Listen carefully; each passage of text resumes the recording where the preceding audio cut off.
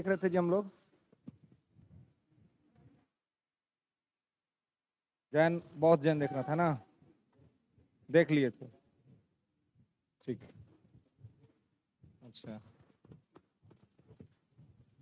और कुछ लोग थे जो कल चले गए थे जी, है ना।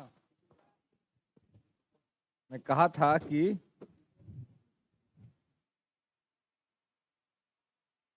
देखा जाएगा कि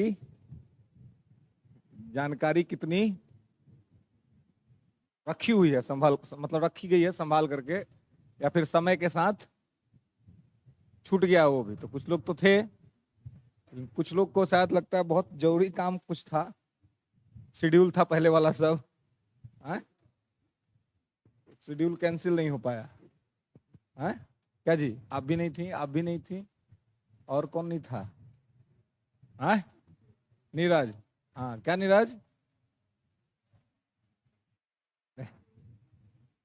इन्हें लगा कि कहीं सवाल वाल पूछाएगा, नहीं आएगा तो कहीं, है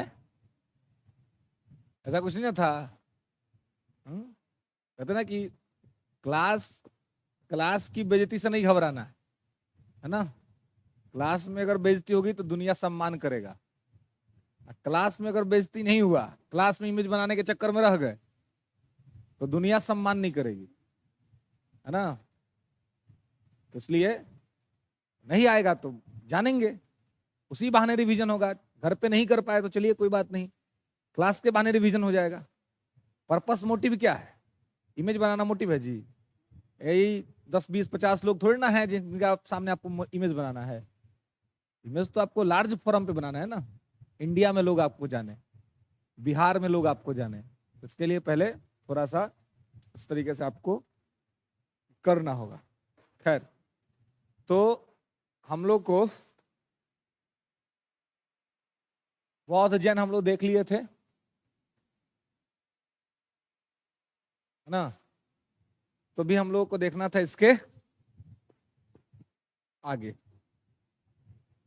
तो अब हम लोग देखना है 6ठी शताब्दी ईसा पूर्व में महाजनपद का उदय, है ना। Rise of kingdom, rise of kingdoms in 6th century BC। 6ठी शताब्दी ईसा पूर्व में महाजनपदों का उदय। हेडिंग बनाएंगे सभी लोग, 6ठी शताब्दी ईसा पूर्व में महाजनपदों का उदय। ठीक है, 6ठी शताब्दी ईसा पूर्व में महाजनपदों का उदय। ठीक है, चलिए। तो आपको पता है कि जो 6ठी शताब्दी ईसा पूर्व में महाजनपदों का उदय हुआ, उसमें 16 महाजनपद जो हैं, इनके बारे में हमें जानना है। 16 किंगडम्स के बारे में, है ना। 16 किंगडम्स के बारे में कि 16 किंगडम्स जो थे वो क्या थे और किस प्रकार से थे। ठीक है, तो वैदिक काल में हमने देखा था जन, है ना। यही जन सब जो है वो क्या हुआ, दो जन जब आपस में जुड़ा तो क्या हो गया, जनपद हुआ, है ना। दो जन जब आपस में तो क्या हो गए, जनपद हुए, है ना। और दो जनपद जब आपस में जुड़ा तो महाजनपद हो गया। तो जन था ऋग्वैदिक काल में, और जनपद हुआ उत्तर वैदिक काल में, और महाजनपद हुआ 6ठी शताब्दी ईसा पूर्व में। ठीक है, तो 6ठी शताब्दी ईसा पूर्व में पूरा भारत जो है वो 16 महाजनपदों में बट गया था। ठीक है, यानी कि उसके 16 जो थे वो क्षेत्र हो गए थे, है ना। तो 16 महाजनपदों में ये बट गया था। इसके बारे में जो 16 महाजनपदों के बारे में जो जानकारियां प्राप्त होती है वो बौद्ध साहित्य यानी कि बौद्ध लिटरेचर और जैन लिटरेचर से प्राप्त होता है। बौद्ध साहित्य से भी और जैन साहित्य से भी, है ना। तो ये बहुत बार पूछा गया है कि 16 महाजनपदों के बारे में जानकारी किससे मिलती है, तो बौद्ध साहित्य से भी मिलता है और जैन साहित्य से भी मिलता है। जो बौद्ध साहित्य है उसका नाम है अंगुतर निकाय।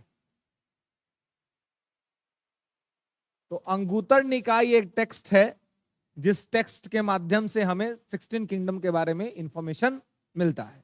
ठीक है, 16 महाजनपद के बारे में जानकारी मिलती है बौद्ध साहित्य अंगुतर निकाय से, और जैन साहित्य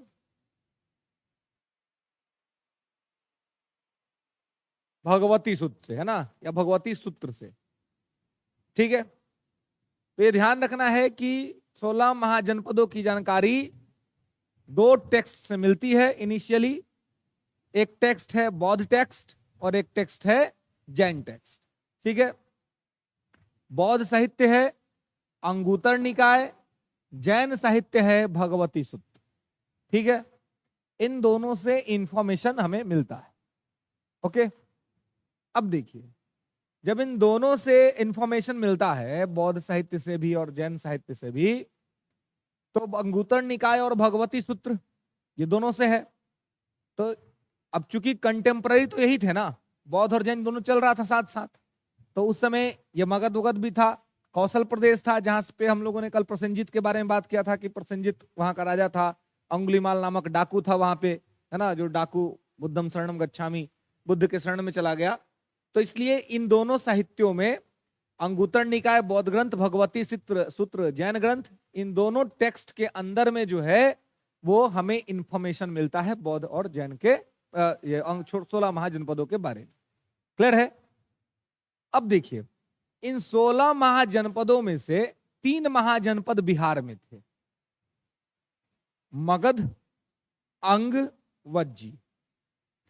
ये 3 जो थे वो बिहार में थे, है ना। जो बिहार स्पेशल जब हम लोग पढ़ रहे थे तो वहां पे थोड़ा बहुत बात किया था हम लोगों ने इसके बारे में। एक महाजनपद दक्षिण भारत में था, केवल अस्मक, केवल एक था वो दक्षिण भारत में था, वो था अस्मक। बाकी के जो महाजनपद थे वो उत्तर पश्चिम भारत या पूर्वी भारत में थे, में कि उत्तर प्रदेश में सबसे ज्यादा, लगभग 8 की संख्या में जो महाजनपद थे वो उत्तर प्रदेश में थे।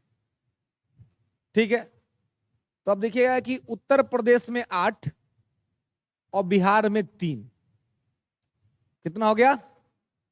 11, और 1 हो गया दक्षिण भारत में 12, और 2 हो गया नॉर्थ वेस्ट में, उत्तर पश्चिम में, है ना, तो कितना हो गया? 14। ठीक है, और आपको 1 हो गया राजस्थान में और 1 हो गया मध्य प्रदेश में, तो हो गया 16, है ना। राजस्थान में विराटनगर, है ना, जहां पर आप महाभारत में विराट में देखे थे कि महाभारत के समय पांडवों को जो 13 वर्ष का वनवास और 1 वर्ष का अज्ञातवास हुआ था, तो पांडवों ने अपना 1 वर्ष का अज्ञातवास विराटनगर में ही काटा था, पंचाल में नहीं, विराटनगर में। ठीक है, पंचाल तो अर्जुन का ससुराल था, है ना, अर्जुन का कहिए 5 पांडवों का ससुराल था, क्योंकि पांचाली पंचाल की थी, द्रुपद की पुत्री थी, है ना। तो लेकिन इनका जो कटा था वो विराट में नगर में इनका कटा था, है ना। पूरा 1 साल का अज्ञातवास, जिसमें सारे पांडवों ने अपना मतलब चेहरा छिपा लिया था ताकि पता ना चले कि कौन है ना। शकुनी इतना बड़ा डिप्लोमेट था जी, अगर आज के डेट में अगर वो रहता ना तो एस जयशंकर साहब को पीछे छोड़ देता, है ना। एस जयशंकर साहब अभी हमारे बहुत बड़े डिप्लोमेट्स हैं, है ना। अभी G20 शिखर सम्मेलन में हमने जबरदस्त काम किया है और चाइना की सारी पॉलिसीज को हमने डिस्ट्रॉय कर दिया है। 1 रूट 1 बेल्ट जो उसका रोड का जो अभियान चल रहा था, उसको हमने पूरी तरीके से ध्वस्त कर दिया है। जब हमने यूरोप से इंडिया की रेल कनेक्टिविटी प्रारंभ करने पर हम काम कर रहे हैं, और इस पे एग्रीमेंट भी हो गया, है ना, जिसमें मध्य एशिया, सेंट्रल एशिया के जो देश हैं, यहां से हम सीधे यूरोप से कनेक्ट कर जाएंगे। एक गलती इतिहास में हुई, वो गलती अशोक ने किया। अगर अशोक ने गलती नहीं की होती, अशोक की गलती क्या थी? हथियार छोड़ देना। अशोक अगर हथियार नहीं छोड़ा होता तो बाहर के जो आक्रमण हुए वो उतने नहीं हो पाते। लेकिन कलिंगा वार के बाद अशोक ने कह दिया बुद्धम शरणम गच्छामि, हथियार छोड़ दिया। अगर वो हथियार रखे रहता और वो और युद्ध लड़ता तो संभव था कि भारत जो है, जो एरिया चंद्रगुप्त मौर्य ने प्रारंभ किया था ईरान तक, और अशोक उसको प्रयास करता तो ईरान, टर्की, ये पूरा का पूरा इंडिया में होता और वहां पे इंपेरर खड़ा ही नहीं हो पाता। और अगर हम टर्की पर होते तो अगर आपने ज्योग्राफी में देखा होगा कि टर्की से और रसिया से बीच में एक प्लेस है काला सागर, ब्लैक सी। आराम से हम लोग यूरोप का मजा लेते, आनंद लेते अपने देश में बैठ करके। टर्की में हम लोग लगा लेते, काला सागर बीच पे हमने लगा लेते अपना टेबल, है ना, और हम लोग देखते कि उधर रसिया कैसे यूक्रेन पर बम गिरा रहा है, आराम से देखते, कोई दिक्कत नहीं होता। लेकिन एक्सपेंशन हमने रोक दिया, अशोक ने रोक दिया। अशोक ने कह दिया कि हम तलवार उठाएंगे नहीं, है ना। उस समय उसको तलवार नहीं छोड़ना चाहिए था, लेकिन अब उस समय किसी ने उसको बताया नहीं। मैं होता तो जरूर कहता कि महाराज आप कम से कम एक काम कीजिए, हथियार मत छोड़िए, जो है उसका उपाय कीजिए। राजा, देखिए राजा को चाहिए कि राजा हमेशा अपने हथियार में धार लगा करके रखे। राजा अगर हथियार छोड़ देगा तो काम गड़बड़ हो जाएगा। राजा को हथियार को कमजोर नहीं होने देना होता है। एक व्यक्ति था वो नेपोलियन बोनापार्ट, जिसने पूरे यूरोप को तहस नहस कर दिया था। नेपोलियन बोनापार्ट का मिड फ्रेंड था ऑस्ट्रिया का चांसलर जो था मेटरनिक। मेटरनिक उस समय उसका फ्रेंड हुआ करता था। तो मेटरनिक ने नेपोलियन बोनापार्ट से पूछा कि अच्छा एक बात बताइए, आप ये हमेशा युद्ध युद्ध क्यों करते हैं, छोड़ दीजिए, अब निश्चिंत हो जाइए, आराम कीजिए। तो नेपोलियन ने कहा कि देखिए ये फ्रांस का राज मुकुट जो मेरे सर पे है, इसको मैंने तलवार के धार के बल पर धारण किया है। अगर मैं तलवार छोड़ दूंगा ना तो ये मुकुट तुरंत मेरे सर से गिर जाएगा, जो कि सत्य बात भी था। इसलिए उसने कहा कि मेरी मजबूरी भी है कि मैं युद्ध करता रहूं। जब तक लोग मुझसे डरेंगे तब तक मैं शासन करूंगा, और जब तक, जैसे ही मैं तलवार छोड़ दूंगा डर बंद हो जाएगा, फिर हमारा शासन भी हमारे हाथ से छिन जाएगा। तो कभी कभी परिस्थितियों के वजह से भी आपको उस हिसाब से अपने को रखना पड़ता है, संभालना पड़ता है। लेकिन अकबर कह रहे अशोक ने शांति को चुना, सोचा कि अब तो जो जीतना था जीत ही लिए, बाकी सब तो पिताजी दे के गए हैं, है ना। बिंदुसार के समय से सब मिला ही था उसको। उसका दादा जो था चंद्रगुप्त मौर्य, उसने भी बड़ा इंपेरर खड़ा किया हुआ था, तो सब था ही इसके पास। तो सोचा कि एक कलिंगा बस बचा हुआ था। कलिंगा से इकोनॉमिक इंटरेस्ट कनेक्टेड था, क्योंकि हाथी दांत का व्यापार सबसे ज्यादा कलिंगा से होता था, तो कलिंग को जीतना था, इसलिए उन्होंने उसके साथ उस प्रकार से चीजों को किया। खैर, तो 16 महाजनपदों की जानकारी बौद्ध साहित्य अंगुत्तर निकाय और जैन साहित्य भगवती सूत्र से मिलता है। आप एक काम करेंगे, अपने नोटबुक में 2 कॉलम बनाएंगे। एक कॉलम बनाइए महाजनपद और दूसरा कॉलम बनाइए राजधानी, किंगडम एंड कैपिटल। पहला महाजनपद, दूसरा राजधानी, और तीसरा एक और कॉलम बना लीजिए। कभी कभी प्रश्न बन जाता है कि वर्तमान भौगोलिक स्थिति क्या है, तो पहला कॉलम रखिए महाजनपद, दूसरा कॉलम रखिए राजधानी, और तीसरा कॉलम रखिए वर्तमान भौगोलिक स्थिति, प्रेजेंट ज्योग्राफिकल लोकेशन।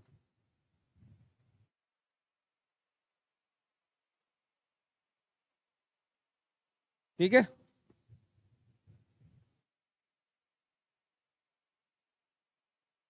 तीन कॉलम हो गए।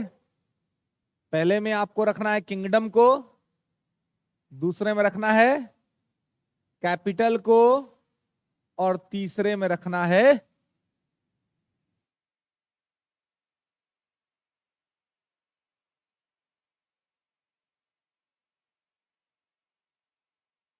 महाजनपद, राजधानी,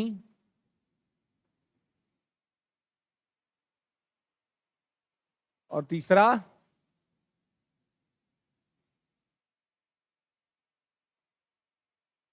वर्तमान स्थिति। ठीक है, मतलब कि प्रेजेंट लोकेशन क्या है। तो पहले सबसे मजबूत और सबसे बड़ा महाजनपद से स्टार्ट करते लिखेंगे मगध। मगध।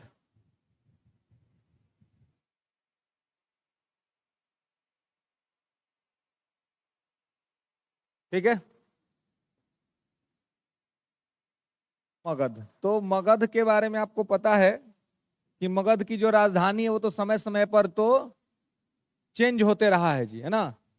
तो मगध की सबसे प्रारंभिक राजधानी राजगृह, राजगृह के बाद पाटलिपुत्र,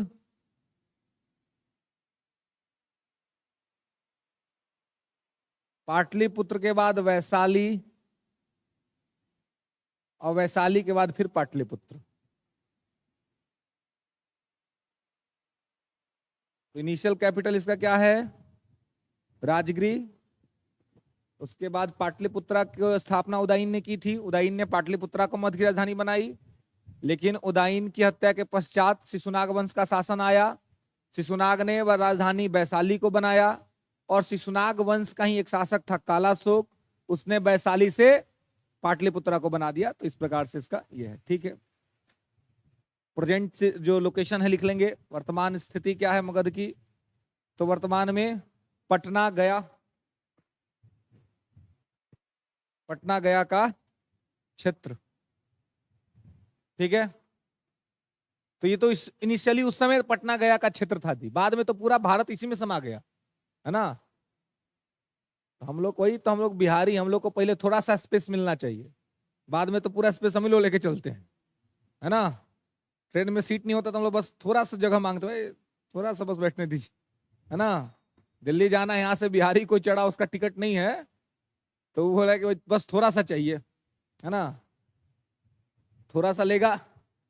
जब गंतव्य तक, जब ट्रेन जब तक पहुंचेगी तब मतलब वही सोया हुआ है, और टिकट वाला अपना घूम रहा है। खैर, तो मगध, राजगृह, पाटलिपुत्रा, वैशाली, ये मगध की राजधानी थी। वर्तमान लोकेशन जो है सो इसका पटना गया था। इसमें ध्यान रखना है कि 16 महाजनपदों में सबसे ज्यादा शक्तिशाली महाजनपद, मोस्ट पावरफुल किंगडम जो था वो यही था। ये बहुत पूछा जाता है कि 16 महाजनपदों में सबसे शक्तिशाली महाजनपद कौन था, तो मगध था, सबसे ज्यादा पावरफुल मगध। नेक्स्ट आगे लिखेंगे अंग। अंग, राजधानी चंपा। ठीक है, और वर्तमान लोकेशन भागलपुर, भागलपुर और मुंगेर, यानी कि पूर्वी बिहार। भागलपुर, मुंगेर। ठीक है, अंग के जो जो महत्वपूर्ण जो चर्चा महाभारत काल में आप देखते हैं, अंग का चर्चा है, और अंग चर्चित है अपने राजा कर्ण के वजह से, है ना। इसका राजा था कर्ण, है ना। पहले अंग जो था वो मगध के ही कंट्रोल में था जब जरासंध का शासन था तब, लेकिन जरासंध को कर्ण ने पराजित किया था, और कर्ण ने जरासंध को पराजित करके अंग को अपने कब्जे में ले लिया था। तो अंग है, और अंग की राजधानी चंपा, और वर्तमान लोकेशन भागलपुर, मुंगेर। ठीक है, नेक्स्ट लिखिएगा वज्जी। वज्जी, राजधानी वैशाली।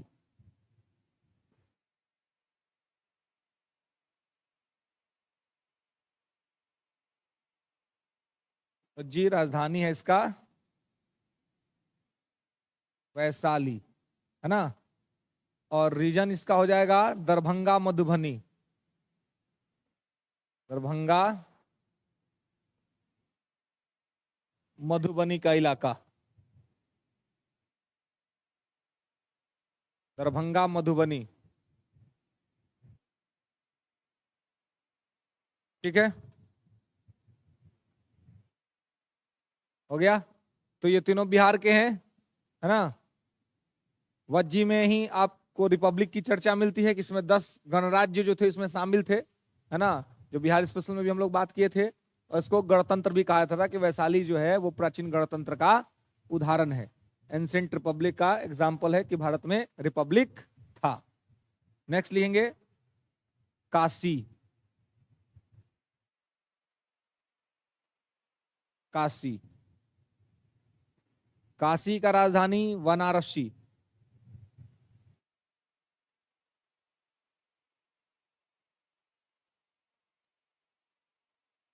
राजधानी वाराणसी।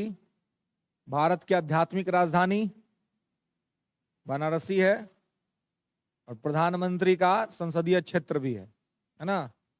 इसका आधुनिक जो जगह है वो है बनारस।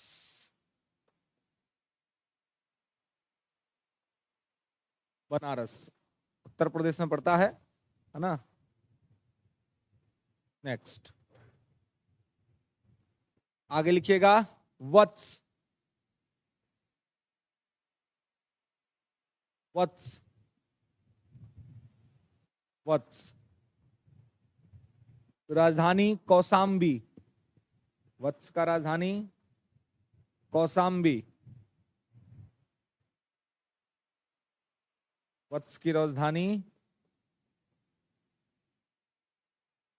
कौसाम्बी, और इसका प्रेजेंट लोकेशन प्रयागराज।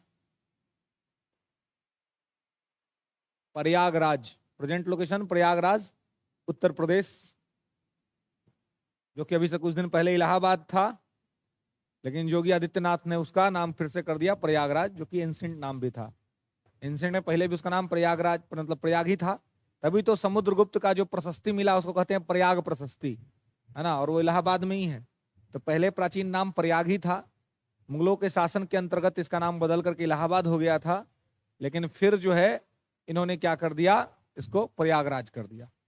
ठीक है, तो प्रयागराज में मतलब कि इलाहाबाद का जो क्षेत्र है वत्स वही है। ठीक है, यानी कि ये भी कहाँ है, यूपी में है।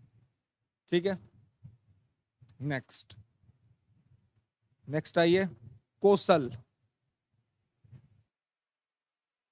कौशल तो कौशल की राजधानी श्रावस्ती।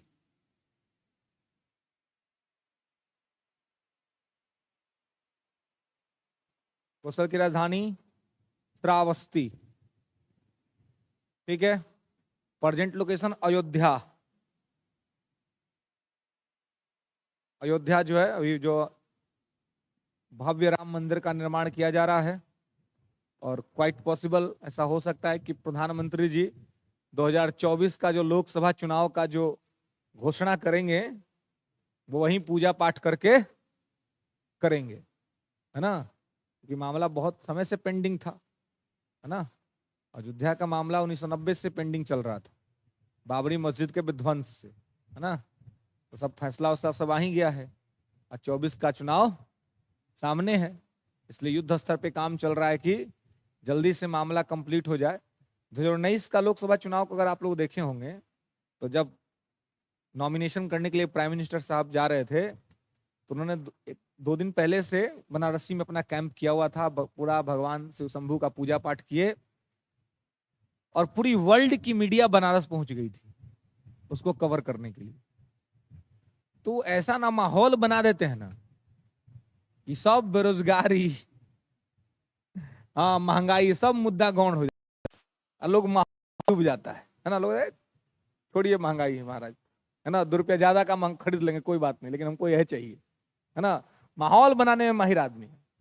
मनमोहन सिंह जी यही नहीं कर पाते थे, इंटेलेक्चुअल थे, बहुत पढ़े लिखे थे, योग्यता में कोई कमी नहीं, योग्य व्यक्ति। मतलब भारत के प्रधानमंत्री के इतिहास में आप सबसे योग्य प्रधानमंत्री अगर देखेंगे पढ़े लिखे तो मनमोहन सिंह थे, इसमें कोई दो राय नहीं, लेकिन माहौल बनाने उनको नहीं आता था। अब बोलते थे तो अपने एकदम अपने कर रहे हैं, बुझाइए नहीं रहा उनको, है ना। ऊपर से इंग्लिश में बोलते थे। इंडिया कितना % आदमी अभी भी इंग्लिश समझता है जी, हम ही लोग समझते हैं ना। इंग्लिश समझने का नाटक सब लोग करते हैं, उसमें कहीं कोई दिक्कत नहीं, लेकिन इंग्लिश को समझना और इंग्लिश के हिसाब से थिंक करना, समझने का मतलब थोड़ा ना हुआ कि बस लिख लिया, पढ़ लिया, बोल दिया। समझने का मतलब कि आपकी थिंकिंग उस लेवल पे हो। आप सोच, जैसे अब हिंदी में आप इमीडिएट कुछ भी सोच सकते हैं और इमीडिएट बोल सकते हैं, इंग्लिश में कहेंगे तो क्या, पहले सोचिएगा हिंदी में, आप फिर अंग्रेजी में ट्रांसलेशन होगा दिमाग के अंदर ही, आप फिर ट्रांसलेट करके आप उसको प्रस्तुत कीजिएगा। तो ये प्रोसेस क्या होगा, मौलिकता खत्म हो जाएगा ना। मौलिकता तो हिंदी में ही आएगी कभी भी। एक व्यक्ति है जो मुझे बड़ा जबरदस्त आदमी लगता है, नीरज चोपड़ा, जबरदस्त बंदा है जी। कहीं की मीडिया आ जाए वो बोलती है इंग्लिश में, बोलता है हम लोग को इंग्लिश मुझे भी नहीं करता है, हम हिंदी में इंटरव्यू देंगे। अब उन महोदय को हिंदी में बोलना पड़ता है, तब लगता है कि हाँ अभी सही में हिंदी का प्रमोशन हो रहा है। जब आप बड़े हो जाए, इंग्लिश पढ़ना बोलना एकदम ठीक बात है क्योंकि आवश्यकता है हमारा, लेकिन जब आप कहीं किसी बड़े पोजीशन पे पहुंचे तो ये ना सोचे कि नहीं इंग्लिश बोलने से मेरा सम्मान बढ़ेगा, ऐसा कुछ नहीं होता है। हिंदी बोलने से आपका सम्मान बढ़ेगा। हिंदी को बढ़िया से प्रस्तुत कीजिए क्योंकि हिंदी आपका मातृभाषा है, मदर टंग है, और इसमें जो आप कर सकते हैं ना वो आप किसी भाषा में नहीं कर सकते हैं। और बाहर की मीडिया हो, कहीं की मीडिया हो, वो आकर के कवरेज करे और वो उसको हिंदी को एक्सेप्ट करना पड़े, तभी तो हिंदी का प्रचार होगा ना जी। इंग्लिश का प्रचार कैसे हुआ, क्योंकि पूरे वर्ल्ड ने इसको एक्सेप्ट किया, क्योंकि सिचुएशन ही बना दिया गया वैसा कि इंग्लिश नहीं जानिएगा तो गुजारा नहीं होगा। तो हमें भी ऐसा सिचुएशन बनाना चाहिए कि हिंदी नहीं जानोगे तो गुजारा नहीं होगा। और ये सिचुएशन तभी बनेगा जब भारत के योग्य लोग, बड़े लोग हिंदी बोलना शुरू करे, हिंदी में बात करे, हिंदी में प्रोसेस को करे, तब जाकर के मामला ऐसा फिट बैठेगा। अन्यथा हमेशा ये इंडिया नाम भले ही हटा देंगे, लेकिन जो अंग्रेजियत की गुलामी की मानसिकता है उस मानसिकता से नहीं निकल पाएंगे। तो मानसिकता से निकलने के लिए जरूरी है कि हिंदी को हम बड़े स्तर पर प्रमोट करें या बड़े स्तर पर सुरखें। सुषमा स्वराज जी अब तो नहीं है, लेकिन जब वो थी तो विदेश मंत्री के तौर पर जब वो कहीं भी जाती थी तो वो हिंदी में स्पीच करती थी। बाकी लोग ट्रांसलेटर लगा करके सुनते थे उसको इंग्लिश में, अगर बाकी अलग देश के कहीं के भी राष्ट्राध्यक्ष हैं तो। इससे क्या होता था, इससे हिंदी का प्रमोशन होता था, इससे लोग हिंदी को स्वीकार करते थे। और जितना ज्यादा हिंदी को बाहरी दुनिया में स्वीकृति होगी उतना ज्यादा हम लीडर बन के सामने आएंगे। अभी क्या, अभी इंडिया को सब, अब पूरा वर्ल्ड मान रहा है ना कि ग्लोबल साउथ का सबसे बड़ा वॉइस अगर कोई है तो इंडिया बन रहा है। ग्लोबल साउथ पूरे चर्चा में। ग्लोबल साउथ का मतलब है कि ग्लोब के ऊपर साउथ में, यानी कि इक्वेटर के नीचे, 0 डिग्री इक्वेटर के नीचे वाले ये जो देश हैं, है ना, इन देशों में सबसे ज्यादा गरीबी है ना। ग्लोबल साउथ में 2 देश हैं जो डेवलप्ड हैं, एक ऑस्ट्रेलिया, दूसरा न्यूजीलैंड। बाकी सारे के सारे जो देश हैं वो सब गरीब देश हैं, या वो मतलब गरीबी से गुजर रहे हैं और विकासशील या अल्प विकसित राष्ट्र। तो उनका मुद्दा उठाना, उनके बारे में बात करना, ये भारत कर रहा है। तो सब क्या, अब यही सब चीज तो चाइना को हम लोग क्या कर रहे हैं, अब चाइना को हम लोग सीधे चैलेंज दे रहे हैं। और अब चाइना को लग रहा है कि नहीं, इंडिया हमारा एक स्ट्रॉन्ग कॉम्पिटिटर के तौर पे सामने आ गया है। वो 1 रूट 1 बेल्ट कर रहा था, हमने रेलवे से कनेक्ट कर दिया। तो हमें घेरने के लिए अपनी पूरी स्ट्रेटजी उसने लगाया कि इंडिया को हमको घेर देना है। तो इंडिया को घेरने के लिए उसकी फॉरेन पॉलिसी जो है, आगे मेंस में आपको जब आईआर पढ़ाएंगे तो आप बताएंगे, पॉलिटी के साथ जोड़ के उसने बताया स्प्रिंग ऑफ पर्ल। उसकी पॉलिसी है स्प्रिंग ऑफ पर्ल, मोतियों की माला, कि भारत को चारों तरफ से क्या कर देंगे, घेर देंगे। उसने बनाया, तो अभी मोदी जी बैठे हुए हैं, इन्होंने ही बनाया डायमंड नेकलेस। और डायमंड नेकलेस जो है, जहां जहां चाइना है उसके पीछे पीछे इंडिया खड़ा हो गया। अगर चाइना कहीं से भी हमें डिस्टर्ब करेगा तो हम भी उसको चेक देंगे। यहीं पे हम तो ओमान में बैठे हुए इंतजार कर रहे हैं कि आओ बुआ, कहां से आओगे तुम। चाइना के साथ जो उसने सीपीईसी शुरू किया था, चाइना पाक इकोनॉमिक कॉरिडोर, तो हमने ईरान में चाबहार डेवलप कर दिया और ओमान में अपना बेस बना लिया। अब बीच से रास्ता जाता है, तो दोनों जगह से हम लोग नजर रख रहे हैं कि देखते हैं तुरा के पाकिस्तान वाले चच्चा कितना सपोर्ट करेंगे, है ना। उसके बाद तो हम ही है बीच में, यहां से जो भी आएगा यहां से बम मार देंगे, नहीं तो यहां से बम मार के बीच में मामला खत्म कर देंगे, इंडिया तक मामला पहुंचने ही नहीं देंगे। अरब सागर के अंदर में ओमान को एकदम कॉर्नर पर ओमान हमको जमीन दे दिया है। और ओमान इतना बड़ा सपोर्टर है इंडिया का कि मोदी जी को बोले हुए कि आपको जो सर्विस है उस सारा सर्विस हम आपको देने के लिए तैयार है, जो चाहिए। अगर आपको अपना आर्मी भी उतार कर रखना है तो आप उतार दीजिए, कोई दिक्कत नहीं। क्यों? क्योंकि ओमान के जो राजा अब नहीं रहे वो भारत में पढ़े थे, तो भारत से उनका संबंध बेहतरीन है, इस वजह से यह है। तो कहने का मतलब है कि ये सब भारत की वर्तमान की बढ़ती हुई ताकत को दर्शाता है। और ये ताकत इसलिए बढ़ रहा है क्योंकि वर्तमान के जो भी मिनिस्टर हैं, एस जयशंकर साहब भी बड़ी योग्य व्यक्ति है ना, यूपीएससी क्वालिफाइड है और अच्छा खासा एक्सपीरियंस है ना, तो अच्छा काम कर रहे हैं। और इससे पहले सुषमा स्वराज जी भी बहुत अच्छा काम करके गई थी। इस वजह से बढ़ रहा है भारत। अभी भारत मंडपम जिसके अंदर में 9-10 सितंबर को हमने स्वागत किया G20 का, तो उसके सामने फ्रंट पे जो नटराज की मूर्ति लगी हुई है, उस नटराज की मूर्ति में भगवान शिव शंभू का तांडव जो स्वरूप है, तांडव नृत्य का स्वरूप, उसको दिखाया गया है। इसका क्या मैसेज है? पूरे वर्ल्ड को ये देना है कि अब भारत वो जो संयमित जो पॉलिटिक्स करता था, अब उससे भारत आक्रामक नीति पे आगे बढ़ रहा है। अब हम एग्रेसिव खेलेंगे, अब हम डिफेंसिव नहीं खेलेंगे, वैसे आप फ्रंट बैकफुट से नहीं खेलेंगे। कमजोर खिलाड़ी क्या होता है जी? बैकफुट से खेलता है। आप ताकतवर खिलाड़ी जिसको छक्का मारने आता है, उतर फ्रंट फुट पे पहुंच जाएगा।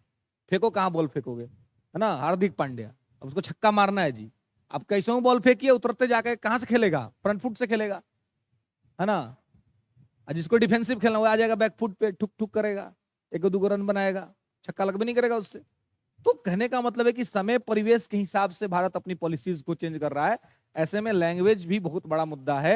अगर हम अपने लैंग्वेज को प्रमोट कर ले इसी समय में, तो भारत को वैश्विक नेता बनने से कोई नहीं रोक पाएगा। लैंग्वेज बहुत बड़ा मुद्दा है ग्लोबल लीडर बनने के संदर्भ में, है ना? यूरोप का वर्चस्व इसलिए रहता है, अमेरिका का वर्चस्व इसलिए रहता है कि उनका लैंग्वेज इंग्लिश है और सब लोग इंग्लिश में बोलते, इंग्लिश पढ़ते हैं। तो भाषा के तौर पे तो आप उनकी दास्ता स्वीकार कर लिए ना, कम से कम। चाइना को देखिए, ठीक है उसको इंग्लिश नहीं आता, लेकिन पावरफुल तो है ना। उसका उसके यहाँ के उसके आर्मी का मतलब जो सबसे बड़ा सुप्रीम अधिकारी है, उसको भी इंग्लिश नहीं आती है, तो ट्रांसलेटर से बात करता है। भारत के साथ जब मीटिंग होती है तो भारत के अधिकारी इंग्लिश बोलते हैं और चाइनीज बोलता है, तो ट्रांसलेटर दोनों बगल में रहता है, ट्रांसलेट करके उसको समझाता है। और हम लोग को चाइना नहीं समझ में आता है तो हम लोग को चाइनीज समझाया जाता है, उसको इंग्लिश नहीं समझ में आता तो उसको इंग्लिश समझाया जाता है। तो इस प्रकार से ट्रांसलेशन की सुविधा उपलब्ध करा के इस तरह की चीजों को किया जाता है। खैर, तो कौशल है और राजधानी है श्रावस्ती। वर्तमान लोकेशन इसका अयोध्या, और अयोध्या जो पड़ता है उत्तर प्रदेश के वर्तमान के फैजाबाद जिला में पड़ता है ना। नेक्स्ट आइए, अवंती। अवंती अवंती तो अवंती जो है, इसकी राजधानी लिख लेंगे उज्जैन। उज्जैन अथवा महिष्मती, उज्जैन अथवा महिष्मती। और present location Malwa, Madhya Pradesh. Present location Malwa, Madhya Pradesh. ठीक है, नेक्स्ट मल। मल मल राजधानी लिख लीजिएगा कुशावती। मल राजधानी कुशावती। Present location Deoria, Uttar Pradesh. देवरिया, उत्तर प्रदेश। ठीक है, नेक्स्ट पंचाल। पंचाल यहीं की थी पांचाली ना। पांचाली नाम तो बाद में पड़ा, नाम था द्रौपदी, है ना। अग्नि से जन्म हुआ था। द्रौपदी के पिता का नाम था द्रुपद, और द्रुपद और द्रोणाचार्य दोनों मित्र हुआ करते थे। द्रोणाचार्य ब्राह्मण थे, द्रुपद क्षत्रिय थे। दोनों बचपन में क्या हुआ कि नहीं ना, दोस्ती दोस्ती में तो ब्राह्मण थे, गरीब थे, संपत्ति उतनी नहीं थी। और द्रुपद जो थे वो राजा थे, उनके पास संपत्ति खूब थी। दोनों एक ही गुरु के आश्रम में पढ़ते थे, परशुराम जी के यहाँ। तो गुरु तो कोई भेदभाव नहीं करता है, तो वहां तो कोई दिक्कत नहीं थी। लेकिन अपनी कुछ कमियों के वजह से द्रोणाचार्य थोड़े परेशान रहते थे। तो ना दोस्तों में डिस्कशन होता है, तो डिस्कशन हुआ तो उन्होंने कहा कि यार मैं तो तुम तो राजा के पुत्र हो, तुमको तो राजा बनना निश्चित है। मैं तो ब्राह्मण हूं और मेरे पास यही है, वही वेद पाठी हूं, आगे वेद पढ़ाऊंगा, इसी से जैसा होगा वो होगा, मतलब अपनी गरीबी तो नियति है। तो द्रुपद ने कहा, बचपना में वादा कर दिया कि अच्छा मित्र घबराओ मत, जब मैं राजा बनूंगा तो मैं अपना आधा राज्य तुम्हें दे दूंगा। अब ये वाला बचपन का वादा था, द्रोणाचार्य इसको सीरियस ले लिए। दोनों युवा हुए, युवा होने के पश्चात वो राजा बन गया, द्रुपद राजा बन गया। द्रोणाचार्य पहुंच गए अपना अधिकार मांगने के लिए, बोला यार याद है तुमको बचपन में तुमने कहा था कि, तो उस समय तो उसको महत्व ही नहीं पता था ना कि राज्य का महत्व क्या है। तो बोला यार वो तो ऐसे ही वादा हो गया था, अब थोड़ी ना जो वादा कर लिया वो सब पूरा ही करेंगे, वादा तो टूट जाता है। तो समझो टूट गया और अपमानित करके द्रोणाचार्य को निकाल दिया। द्रोणाचार्य चाहते तो युद्ध कर सकते थे, शक्तिशाली भी थे, युद्ध में जीत भी जाते, लेकिन उन्होंने युद्ध नहीं किया। उन्होंने कहा कि कोई बात नहीं, तुमने मेरे शिक्षा का अपमान किया, क्योंकि उसने क्या कहा था कि तुमने पढ़ा तो है तुम, तो अगर तुम्हारे शिक्षा में अगर ताकत है तो तुम लेके दिखाओ। शस्त्र को चैलेंज नहीं किया, शस्त्र को चैलेंज करता तो युद्ध होता तो जीत सकते थे द्रोणाचार्य। द्रोणाचार्य के हाथ में धनुष होता तो उनको कोई हरा ही नहीं सकता था, इतनी योग्यता थी, इतनी कौशल था उनके पास, और परशुराम जी के शिष्य थे और अच्छे शिष्य थे। तो लेकिन उसने शिक्षा को चैलेंज किया। उन्होंने कहा कि ठीक है, तुमने जिस शिक्षा को चैलेंज किया है उसी शिक्षा से मैं ऐसा शस्त्र तैयार करूंगा कि वही शिक्षा तुमको हराएगी। वही पांडवों को शिक्षा देते हैं, पांडव और कौरवों 105 को शिक्षा देते हैं, उसी में से अर्जुन तैयार होता है। तो वही अर्जुन जब तैयार होता है तो होता है कि भाई गुरु दक्षिणा की बारी आती है। गुरु दक्षिणा तक शिक्षा कंप्लीट हुआ, उन्होंने कहा कि दक्षिणा में हमको कुछ नहीं चाहिए, दक्षिणा में एक ही चीज चाहिए कि मेरा एक शिष्य कोई ऐसा हो जो जा करके द्रुपद को हरा दे। तो वही अर्जुन जो था उसने द्रुपद को परास्त कर दिया था और द्रुपद को हरा करके पंचाल का विभाजन कर दिया, उत्तर पंचाल और दक्षिण पंचाल, और पंचाल के आधे हिस्से का राजा द्रोणाचार्य के पुत्र अश्वत्थामा को बना दिया गया। और इसी अपमान में जल रहा था कौन? द्रुपद। मेरा तो अपमान हो गया, एक अपमान का बदला द्रोणाचार्य ने लिया, अब दूसरा अपमान का बदला उसको लेना था। वो जाकर के अग्नि का होम किया, उसने कहा कि भाई हमको अपना बदला लेना है। तो उसी अग्नि होम से द्रौपदी नाम की कन्या उसको प्राप्त हुई। और जब द्रौपदी प्राप्त हुई तो वहीं से क्लियर था कि भाई अब यही महाभारत कराएंगी और इनके माध्यम से ही सारा का सारा कांड जो है सो होगा, और उसमें सबका बदला ले लिया जाएगा, जिसको जो हुआ है वो सब चीज लिया जाएगा। तो उसी में पंचाल का संदर्भ आता है। तो पंचाल का राजा मुख्य तौर पे द्रुपद था। राजधानी लिख लेंगे अहिछन्न, अहिछन्न और काम्पिल्य, दो राजधानियां थी, अहिछन्न और काम्पिल्य।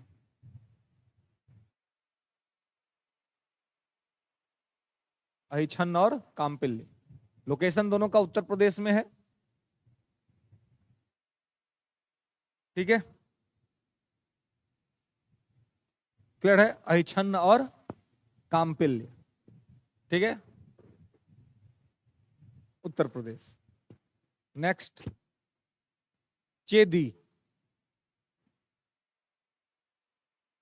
चेदी अगर लिखेंगे चेदी, चेदी की राजधानी सुक्तिमती, चेदी की राजधानी सुक्तिमती, चेदी की राजधानी Suktimati. Present location Bundelkhand, present location Bundelkhand. हाँ, सवाल यही का था, शिशुपाल का वध जो कृष्ण ने किया था ना, शिशुपाल को भी कृष्ण ने वरदान दिया था कि तुम्हारा 100 गो गलती माफ, लेकिन 101वां करोगे तो तुम्हारा उपाय कर देंगे, है ना। तो उसको ऐसा बढ़िया वरदान मिला था कि वो चाहता तो अमर हो जाता। ये होता ना कि शक्ति व्यक्ति को क्या कर देती है? भ्रष्ट बना देती है। शक्ति भ्रष्ट बनाती है, अत्यधिक शक्ति व्यक्ति को अत्यधिक भ्रष्ट बनाती है। लॉर्ड एक्टन का जो स्टेटमेंट है, उसको लगा कि यार हमको दूसरा कोई मारेगा ही नहीं, कृष्ण को मारने के लिए तो 100 को गलती करना पड़ेगा तब ना। तो सोचा कि हमको तो मार ही नहीं पाएगा कोई, इस चक्कर में जब भी कृष्ण से मुलाकात होता था कृष्ण का खूब बेइज्जती करता था। हाँ, कृष्ण ये है, कृष्ण वो है, ये कब बतियाएगा, ये तो कपड़ा लेके भागने वाला है ना, ये तो नाचने वाला है, ये क्या बतियाएगा। कृष्ण बोलते थे ठीक है भाई बोल लो, है ना। कृष्ण काउंटिंग रखते थे कि कितना हो गया 49 नंबर का गलती अब, है ना। कृष्ण भी काउंटिंग करते थे। उसका बद्ध कहाँ हुआ, तो बद्ध हुआ उसका इंद्रप्रस्थ में। इंद्रप्रस्थ में पांडव अपना यज्ञ कर रहे थे। उस यज्ञ में जब प्रारंभ हुआ तो उस यज्ञ के अंदर में उन्होंने अपना जो सबसे बड़ा अतिथि बनाया वो कृष्ण को बनाया कि कृष्ण को हम अपना अतिथि रखेंगे, सबसे श्रेष्ठ है ये। और वहीं पहुंचा हुआ था तो बोले कि कृष्ण क्या अतिथि होगा जी, हम ही हैं। वहां लगा कृष्ण को बोलने। और कृष्ण द्रौपदी की मित्र हुआ करती थी, मतलब मित्र थे कृष्ण और द्रौपदी का बहुत मित्रोत संबंध था, क्योंकि सारा कांड कराने के लिए कृष्ण आए थे। और उस कांड की मेन जो मतलब कैरेक्टर थी वो द्रौपदी थी, तो द्रौपदी से मित्रता रखना भी जरूरी था ताकि सारा का सारा प्लान ठीक से किया जा सके। बस द्रौपदी और कृष्ण के संबंधों पर लगा बोलने गलत सलत। अब देखे कि अब तो भाई इसका मामला 90 91 92 से काउंट करते रहे, और बोलने के आवेग में उसको पता नहीं चला, वो लगातार बोलता गया और वहीं पर उसका 100 गलती का जो डेडलाइन था वो खत्म हो गया। अब जैसे ही गलती खत्म हुआ उन्होंने कहा कि भाई तुम्हारा 100 नंबर का था, खत्म हो गया, अब मत बोलना। उसको लगा कि अभी तो होबे करेगा, फिर बोल दिया। बस वही तुरंत अपना सुदर्शन चक्र मंगाए और सुदर्शन चक्र मंगा करके शिशुपाल का वध, वहीं पे वध हो गया उसका। और उसी सुदर्शन चक्र के वजह से कृष्ण की उंगली से ब्लड गिरने लगा, तो द्रौपदी ने जो वस्त्र पहना हुआ था, जो साड़ी पहनी थी, उसको फाड़ करके और बंडेज पट्टी कर दिया उन्होंने। जब बंडेज पट्टी कर दिया तो वही कृष्ण, इसलिए किसी की मदद कर देनी चाहिए कभी भी, कब कौन सा चीज काम आ जाए कोई नहीं जानता है। वहीं पर कृष्ण ने कहा कि तुमने ये मेरे लिए अपनी साड़ी का एक कोड़ा जो है सो फाड़ा है, तो कभी वक्त आएगा तो तुमको साड़ी का कमी नहीं होने देंगे, है ना। तो वही जब हस्तिनापुर के मैदान के राजमहल में सभा भवन के अंदर में जब द्रौपदी के अपमान के लिए दुर्योधन ने द्रौपदी को भरी राजसभा के समक्ष ला करके उनकी साड़ी को खींचना शुरू करवाया अपने भाई दुशासन के हाथों, वहीं पर कृष्ण ने कहा कि भाई हमको थोड़ा सा साड़ी बांधी थी, अभी साड़ी का भंडार दे देते हैं, है ना। हालांकि श्री कृष्ण तब तक सपोर्ट में नहीं आए जब तक कि द्रौपदी को लग रहा था कि भाई मेरे पास तो मेरा पति अर्जुन है, तो बहुत शक्तिशाली है, पांडव है, भीम है, ये लोग तो हमको संभाल ही लेंगे। जब तक उनको लग रहा था कि मेरे पति हमको संभाल लेंगे तब तक उनका अपमान होता रहा। लेकिन जब समझ में आ गया कि सब निकम्मे हैं, है ना, इस सब के वजह से ही ये सब हो रहा है, तब उन्होंने अपना दोनों हाथ उठा दिया, अपने आप को बचाने का भी कोशिश नहीं किया और अपने आप को पूर्ण भाव से भगवान को समर्पित कर दिया। जब तक आप अपना दिमाग लगाते रहिएगा, अपना हाथ लगा नहीं हमारा पास बल है हम ठीक कर लेंगे, तब तक आपका उपाय होते रहेगा। जितना है तो अंततोगत्वा आपको ईश्वर की उस शक्ति पर सब कुछ को छोड़ना ही पड़ेगा। अंततोगत्वा उन्होंने हाथ ऊपर उठाया और छोड़ दिया कि भगवान जो चाहे वो होगा। और दुशासन जिसके कि हाथ में बहुत बल था वो साड़ी खींच रहा था कि साड़ी खुल जाए, लेकिन साड़ी खुला ही नहीं। नारी है कि साड़ी है कि साड़ी है कि नारी है कि नारी बिच साड़ी है कि साड़ी बिच नारी है, पता ही नहीं चल रहा है कि क्या है। खींचते खींचते बेहोश हो गए, लेकिन थोड़ा सा भी साड़ी खुला नहीं। ये था कृष्ण का आशीर्वाद और ये थी स्थिति। तो होता है कि जब आप पूर्ण भाव के साथ ईश्वर को जब आप खुद को समर्पित कर देते हैं तो फिर कहीं कोई दिक्कत या समस्या नहीं होता है। तो यही वो द्रौपदी इसी पंचाल राज की थी, इसके पिता का नाम द्रुपद था और चूंकि 5 पतियों से विवाह कर ली थी, इनके 5 पति थे, इसी वजह से इनको पांचाली कहा गया। यह भी सिखलाता है कि व्यक्ति को बोलने से पहले अपना जुबान पे कंट्रोल रखना चाहिए और सोच समझ के देख करके बोलना चाहिए। ये लोग रोज 5 भाई भिक्षा मांगने जाते थे क्योंकि वनवास में थे, भिक्षा मांग के सामान लाते थे। तो माता कहती थी कि भाई जो भी लाए हो आपस में बांट के खा लो। बस एक दिन गए या जाकर के द्रौपदी को जीत के लेके आ गए। अब माता अपना चौका कर रही है, अंदर खाना बना रही है, उनका माँ एक वस्तु मतलब एक लाए, कुछ लाए हैं देखो। माँ कह दी कि देखना क्या है, जो लाए हो उसको 5 बांट लो। बताइए, ये अर्जुन के अधिकारों पर अतिक्रमण हुआ ना जी, है। अर्जुन अपने कौशल से जीत के लाया था द्रौपदी को, माता का आदेश आ गया कि 5 आपस में बांट लो। अब जब माता घूमी देख रही कि ले तो मतलब कोई वस्तु थोड़ी ना है, वस्तु को नादी बांट लेता है। तो द्रौपदी ने इसको स्वीकार कर लिया, है ना।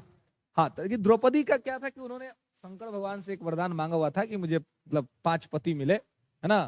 तो वो सब पूरा हो गया उनको, है ना, है ना। तो हाँ, तो वही माता के, लेकिन उस वचन के वजह से ये सब कुछ हो गया। अगर वो देख लेती, समझ लेती, तो बोलती तो नहीं होता। और उसी वजह से अपमान भी हुआ द्रौपदी का बहुत ज्यादा।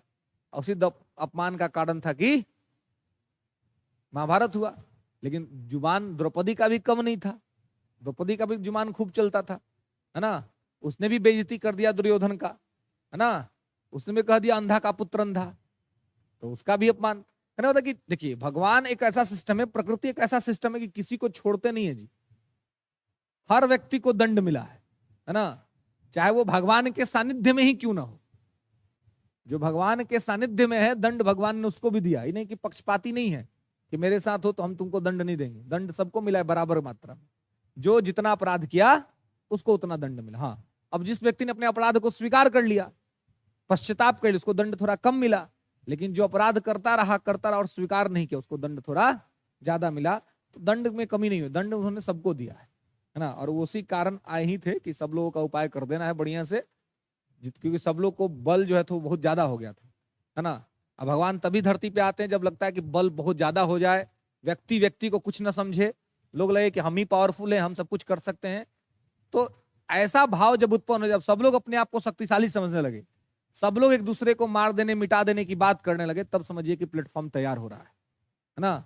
ईश्वर के आने का प्लेटफॉर्म उसी समय तैयार होता है जब अधर्म अपने चरम सीमा पे होता है ना। वो सुना होगा ना, अभ्युत्थानम अधर्मस्यम, है ना। जब ये अधर्म का उत्थान होता है, बहुत बड़े स्तर पर जब अधर्म फैल जाता है, तब ही भगवान जो है वो आते हैं। और वो आने के बाद जितने सारे अधर्मी होते हैं, है ना, उन सभी लोगों का काम खत्म करके सभ्यता का अंत कर देते हैं, और फिर नई सभ्यता और नए लोगों का प्रादुर्भाव होता है। उसी वजह से तमाम युग आते हैं और जाते हैं और सब समाप्त होते रहते हैं। उसी पंचाल से इनका संबंध था, और पूरे महाभारत का केंद्र बिंदु पंचाल था। खैर, नेक्स्ट क्या लिखे हैं, तो चेदी शक्तिमती सुक्तिमती इसका राजधानी है, और वर्तमान में इसका जो क्षेत्र पड़ता है वो बुंदेलखंड पड़ता है ना, उत्तर प्रदेश। ठीक है, थोड़ा बहुत मध्य प्रदेश भी, ठीक है, दोनों का रीजन इसमें पड़ता है। नेक्स्ट लिखेंगे कुरु। कुरु ये सबसे बड़ा चीज, मतलब पूरे महाभारत का सेंटर पॉइंट कुरु। राजधानी इंद्रप्रस्थ, राजधानी इंद्रप्रस्थ। ज्योग्राफिकल एरिया दिल्ली मेरठ का क्षेत्र, दिल्ली मेरठ, इवन हरियाणा ऑल्सो। क्योंकि पानीपत का युद्ध कहाँ हुआ था, वर्तमान के हरियाणा के क्षेत्र में, है ना। अब वही पानीपत का जो हरियाणा का जो क्षेत्र है, उसी क्षेत्रों के अंतर्गत जो है उस समय का वो भी भूमि है जहां पर महाभारत का युद्ध लड़ा गया था। नेक्स्ट, मत्स्य। मत्स्य, मत्स्य, राजधानी विराटनगर,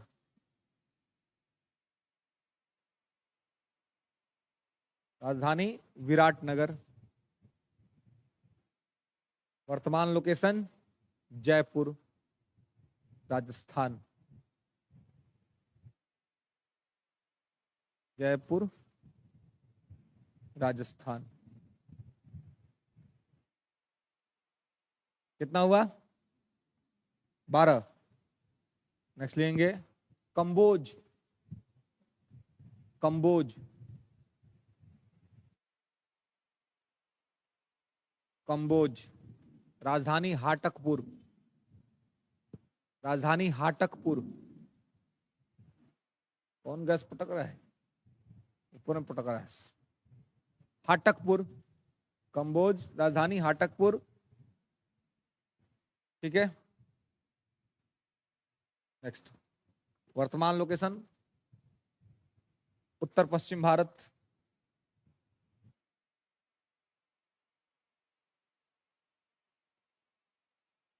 नेक्स्ट, सूरसेन, सूरसेन, राजधानी मथुरा, राजधानी मथुरा, वर्तमान लोकेशन उत्तर प्रदेश।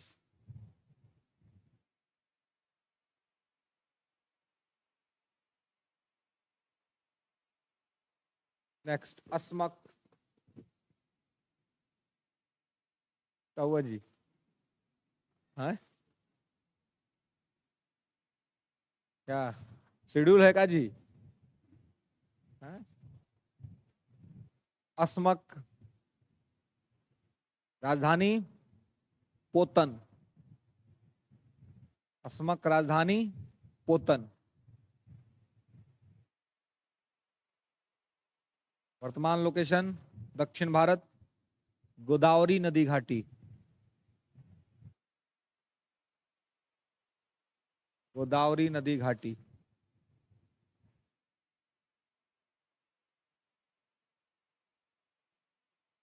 ठीक है, कितना हो गया? नेक्स्ट, गंधार, गंधार, तक्षशिला, गंधार की राजधानी तक्षशिला। ठीक है, तक्षशिला, राजधानी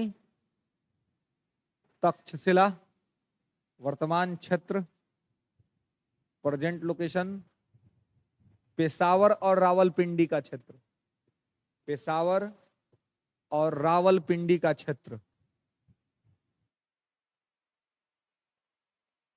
पेशावर और रावलपिंडी का क्षेत्र।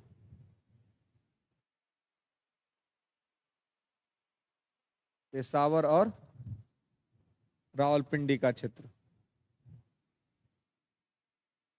ठीक है, चलिए, तो ये सारा जो है आपका क्या था, 16 महाजनपद और 16 महाजनपद की राजधानियां, उनका प्रेजेंट लोकेशन। इसमें से सबसे जो महत्वपूर्ण महाजनपद है वो है मगध, और एक महाजनपद जो दक्षिण भारत में वो है अस्मक। ये बहुत बार पूछा गया है कि दक्षिण भारत में स्थित एकमात्र महाजनपद का नाम क्या है, तो वह है अस्मक है, जो कि जिसकी राजधानी पोतन है और जो कि गोदावरी नदी के किनारे स्थित था। ठीक है, और जो गोदावरी नदी जिसको दक्षिण का गंगा कहा जाता है ना, दक्षिण के गंगा के तौर पे गोदावरी नदी जानी जाती है। ठीक है, तो इसमें जो सबसे प्रोमिनेंट है वो कौन है? मगध। तो हम लोग को देखना है मगध के बारे में। तो अब एक हेडिंग बनाएंगे, मगध का उत्कर्ष, राइज ऑफ मगध,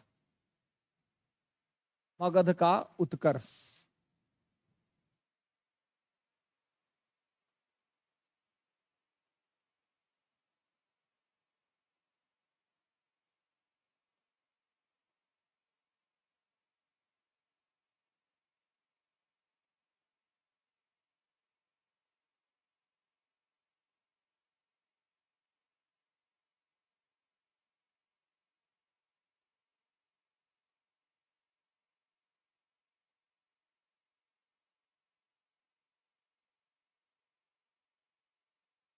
मगध का उत्कर्ष। इन 16 महाजनपद में सबसे शक्तिशाली, सबसे पावरफुल जो महाजनपद था वो था मगध। इसमें तमाम महाजनपदों के बारे में आपने, चूंकि महाभारत से संबंधित रहा है ना, तो उसके बारे में आपको कनेक्टिविटी रहेगा ही कि कैसे किस प्रकार से चीजें हुई थी। ओके, तो मगध चूंकि सबसे ज्यादा प्रोमिनेंट था, सबसे ज्यादा शक्तिशाली था, इसलिए हम लोग देखेंगे मगध के बारे में, और मगध बिहार से भी संबंधित है। थोड़ा सा लिखेंगे कि मगध का सबसे प्राचीन वंश बृहदर्थ वंश था। मगध का सबसे प्राचीन वंश बृहदर्थ वंश था। Ancient dynasty of Magadh was Brihadratha dynasty, Brihadratha dynasty.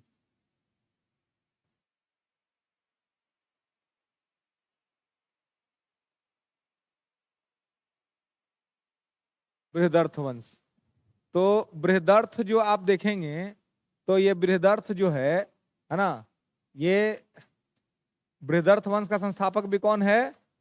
तो बृहदर्थ ही है ना। यही इसका संस्थापक भी है, फाउंडर भी इसका, इसी को माना जाता है। ठीक है, और इसने गिरिब्रज को अपनी राजधानी बनाई थी। इसकी राजधानी कौन सी थी? तो गिरिब्रज। राजधानी थी गिरिब्रज ना। एक बार बीपीएससी ने ऐसा पूछा था। ठीक है, सबसे प्राचीन राजधानी तो कौन है? गिरिब्रज। गिरिब्रज ही बाद में जाकर के राजगिरी हो गया था। ठीक है,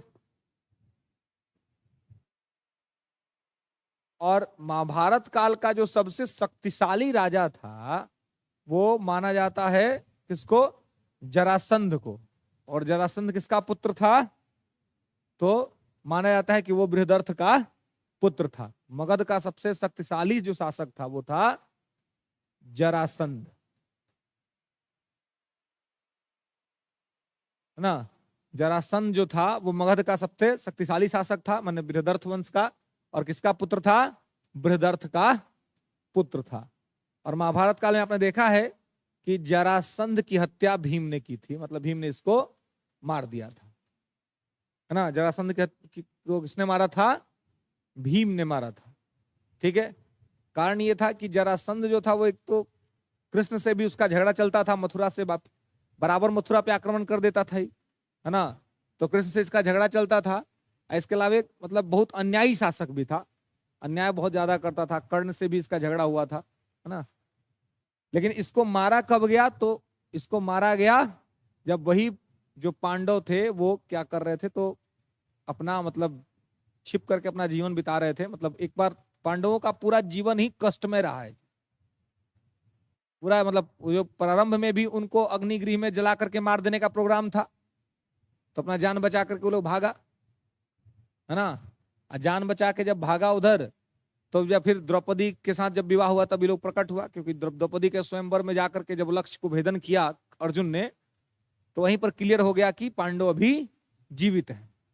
नहीं तो पहले तो पांडव का प्रोग्राम तो पहले ही फिक्स था, पहले ही उन लोगों को मार देने का प्रोग्राम हो गया था, लेकिन बच गए थे। तो बच गए थे तो पता चला द्रौपदी के स्वयंवर में, क्योंकि जो द्रौपदी को जीतने के लिए जो शर्त रखा गया था कि नीचे देखना है और ऊपर तीर चलाना है, और ऊपर में जो है वो मछली है, अब मछली की आंख में आपका तीर जाना। और मछली क्या है? मछली राउंड में घूम रही है, स्थिर नहीं है। तो सबसे चैलेंजिंग लक्ष्य था। तो बहुत सारा योद्धा से तो पहले धनुष नहीं उठा, तो ये करेगा क्या?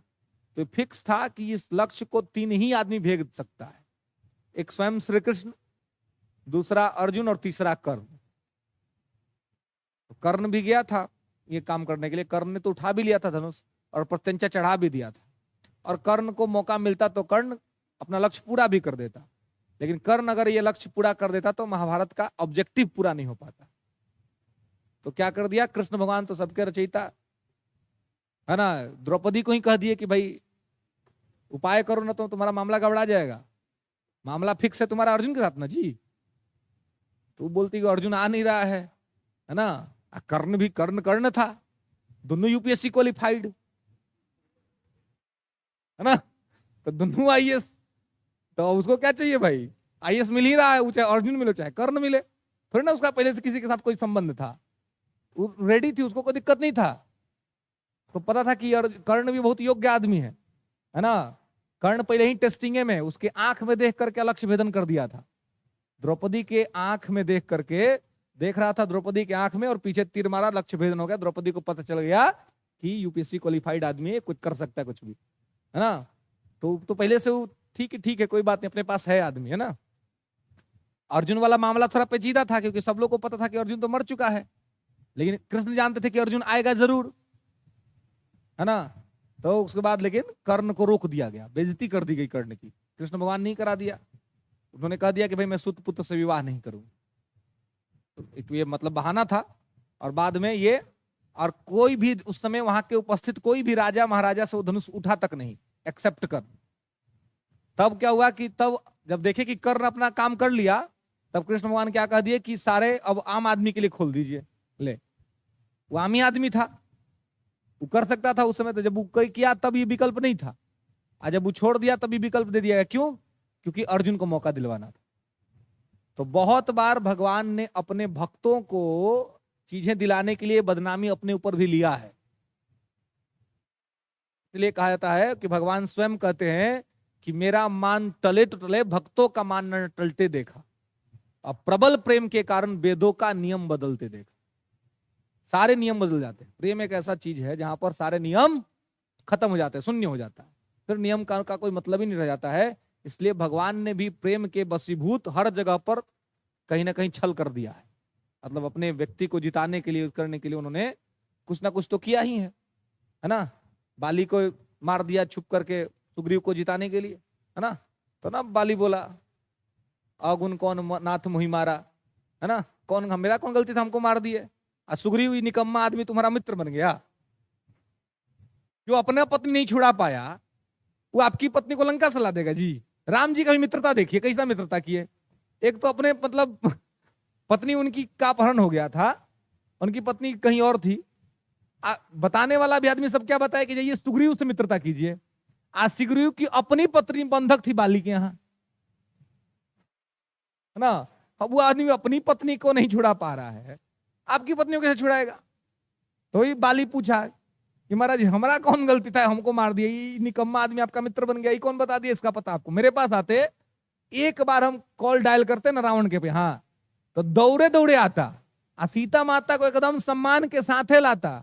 ऐसे कि आपको पता नहीं है, 6 महीना तक तो उसको हम अपने कान्हा पर बिठा के घुमाए हैं महाराज। अभी कह दिए तो पूछ में पटक पटक के मारेंगे यहीं पर, लेकिन आपको पता नहीं कौन रॉन्ग नंबर बता दिया, आप जाकर के चले गए सुग्रीव के पास। तो हालांकि वहां से भी एक मैसेज जो दिया गया है, भगवान ने एक मैसेज जो दिया है सोसाइटी को, कि उन्होंने हमेशा वंचितों का, दबे हुए का, अपमानित समाज का, जिसका अधिकार छीना गया है, उसके समर्थन में हमेशा रहे। इन्हें कि अपने अवसर के लिए हम शक्तिशाली के साथ गठबंधन कर ले। शक्तिशाली को तो सब लोग मित्र बना लेता है जी, कमजोर को जो अपना मित्र बनाए, कमजोर के समर्थन में जो खड़ा हो जाए, वो वास्तव में बेहतरीन पर्सनालिटी है। क्योंकि कमजोर के समर्थन में वही आएगा जिसको पहले खुद पर विश्वास होगा। तो राम को खुद पे विश्वास था, कोई बाली सुग्रीव से उनको कोई मतलब नहीं था। उनको पता था कि उनके पास ऐसा बाढ़ है कि एक बार कनेक्ट करेंगे तो रावण का उपाय हो जाएगा। लेकिन इसी बहाने समाज के हर वर्ग का क्या था, कल्याण करना था। इसी बहाने समाज के हर वर्ग को जोड़ना था, कनेक्ट करना था, और कनेक्ट करके सबके हित के लिए काम करना था। तो सबके हित के लिए उन्होंने काम किया और वो सारी चीजें यहाँ पे की। तो यहाँ पे जरासंध को क्या किया गया, छल से ही मरवा दिया, छल से मरवा दिया जरासंध को, है ना। जरासंध अपना प्रैक्टिस कर रहा था, रेसलर था ही, है ना, अपना मतलब सब कुछ करता था जी, है ना। तो ये अपना पहलवानी करता था, तो रोज अपना अखाड़ा में जाकर के अपना कर रहा था। उसी में पहुंच गए भीम को लेकर के, अब बोले कि चलो चैलेंज करो इसको, है ना। चैलेंज कर दिया भीम, है ना। और उसके बाद मारपीट शुरू हुआ दोनों के बीच में। तो इसको मारना बहुत मुश्किल था, बहुत शक्तिशाली था, है ना। तो उसका क्या किया, मतलब दोनों पैर उसको चीर करके उसका फेंक दिया साइड साइड में। लेकिन उसको जरा नाम की राक्षसी ने उसका क्या किया था, उसका संधि किया था, इसलिए इसका नाम जरासंध था। जरा की संधि हुई थी इसकी, है ना। इसको मारा नहीं जा सकता, इसको चीरा ही जा सकता था। और चीर करके भी आप अपोजिट डायरेक्शन में जब फेंकिएगा तभी जाकर के वो नहीं बचेगा, नहीं तो अगर सेम डायरेक्शन में फेंक दीजिएगा तो आकर के जुड़ जाएगा। तो वहां पर भी कृष्ण ने छल किया। कृष्ण ने उस सामने से भीम को बता दिया कि अपोजिट डायरेक्शन में फेंको दोनों को, जुड़ेगा नहीं, तो खत्म हो गया। लेकिन वहां पर भी इसके साथ भी यहाँ पे छल हुआ और भीम ने इसका वध कर दिया था। तो ये तो महाभारत काल की कहानी। लेकिन मगध का जो मुख्य तौर पे ऐतिहासिक स्रोतों में जो वर्णन शुरू हो जाता है, या ऐतिहासिक स्रोतों के अंदर में जो चीजें लिखी हुई मिल जाती हैं, वो आता है हर्यक वंश, है ना। हर्यक वंश से चीजें जो है सो वो शुरू हो जाती हैं, ठीक है। और कहा जाता है कि 6ठी शताब्दी ईसा पूर्व में ही, यानी कि 600 BC के अप्रॉक्स में ही क्या हुआ था, ब्रदर्स वंश समाप्त हो गया था। और उसके बाद यहां पर आगे जो एक वंश आया था वो था हर्यक वंश। तो हेडिंग बनाएंगे हर्यक वंश। हर्यक वंश, संस्थापक बिंबिसार, संस्थापक बिंबिसार, हर्यक वंश, फाउंडर बिंबिसार। ध्यान रखेंगे इतिहास में 2 शासक हैं, एक है बिंबिसार, एक है बिंदुसार। दोनों में आपको अंतर ध्यान रखना है। Bimbisara was the founder of Haryanka dynasty and Bindusara was the ruler of Mauryan dynasty, है ना। वो चंद्रगुप्त मौर्य का बेटा था बिंदुसार, और बिंबिसार जो था वो हर्यक वंश का संस्थापक था।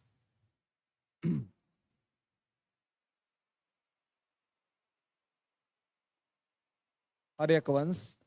और ये स्टार्ट माना जाता है इसका 544 बीसी, 544 बीसी में इसका जो संस्थापक था, जो इसका फाउंडर था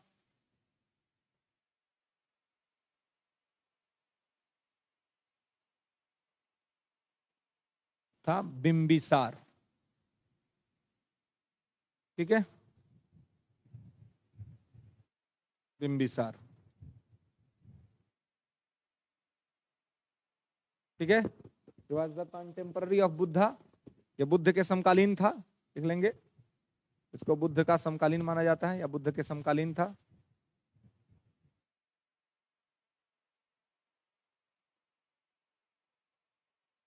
ठीक है, इसने क्या किया था, अंग को मगध में मिला लिया था जी। अंग को मगध में किसने मिला लिया, बिंबिसार ने। बिंबिसार ने अंग को मगध में मिला लिया था, और किसको हरा करके, तो उस समय अंग का शासक था ब्रह्मदत्त। तो ब्रह्मदत्त को हरा करके क्या कर लिया था, अंग को मगध में मिला लिया था।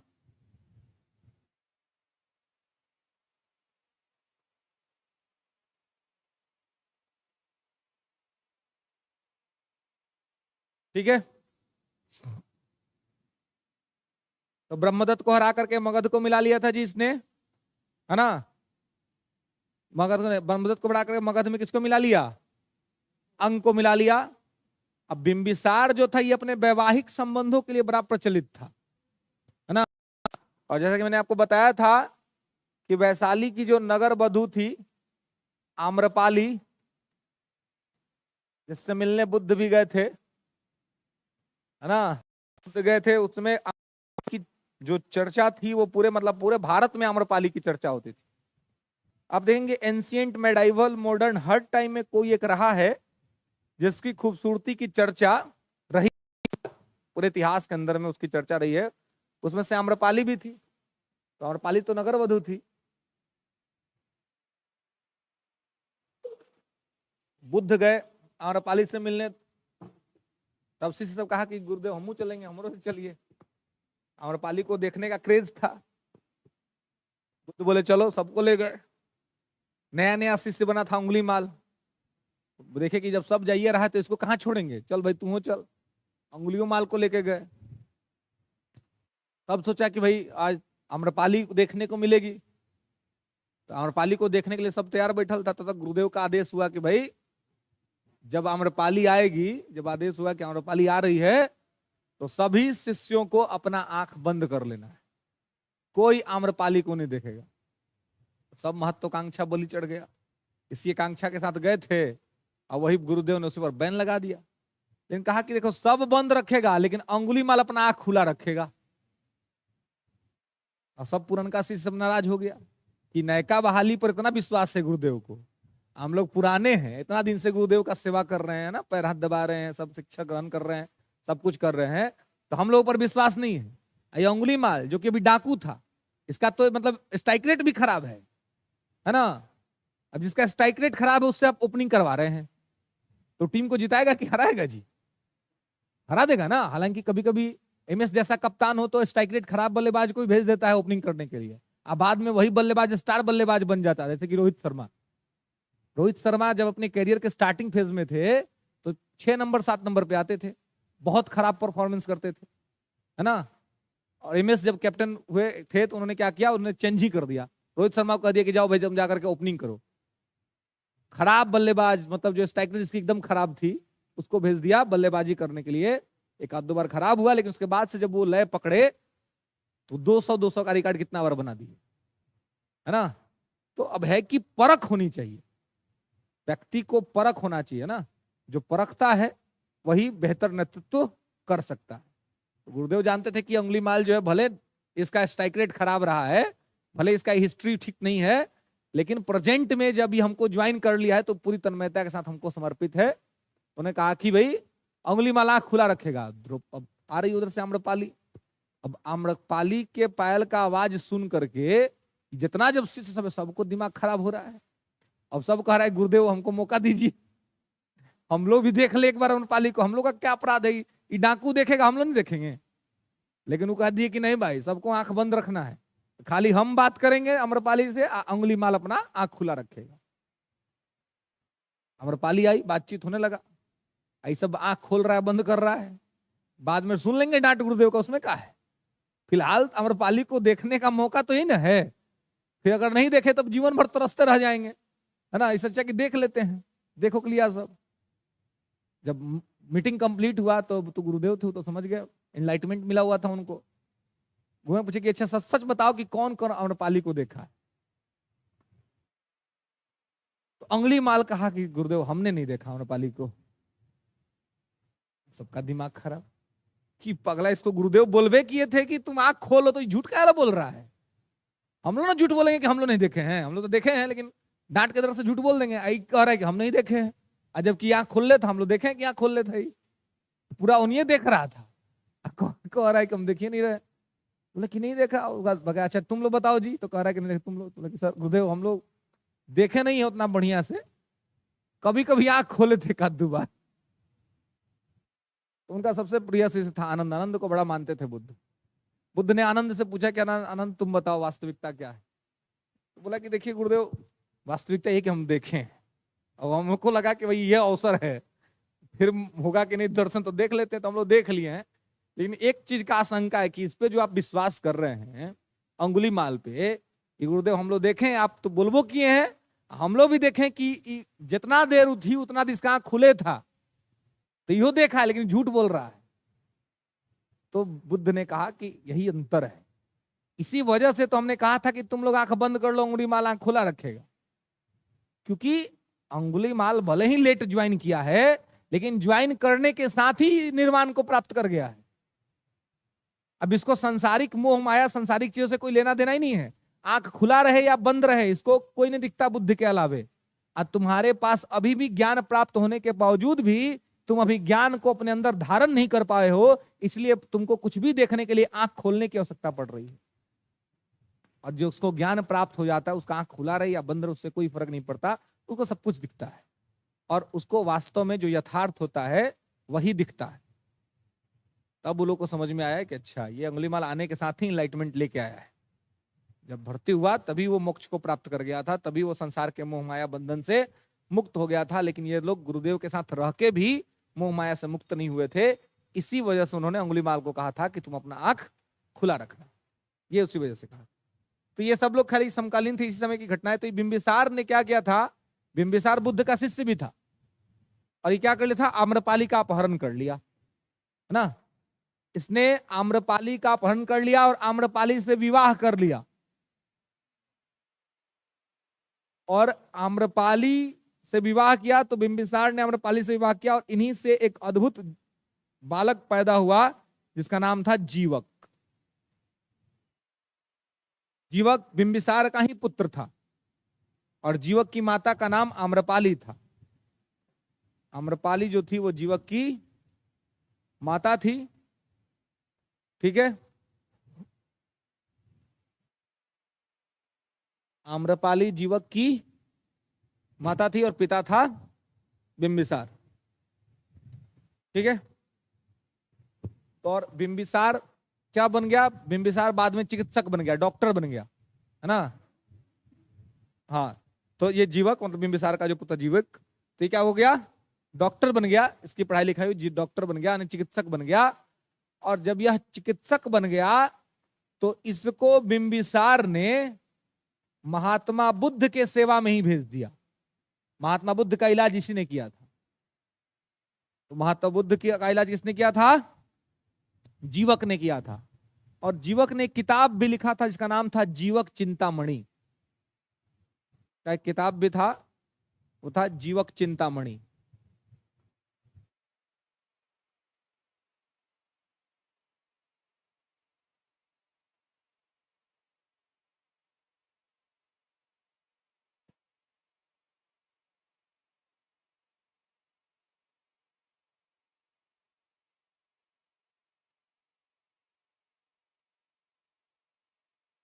ठीक है।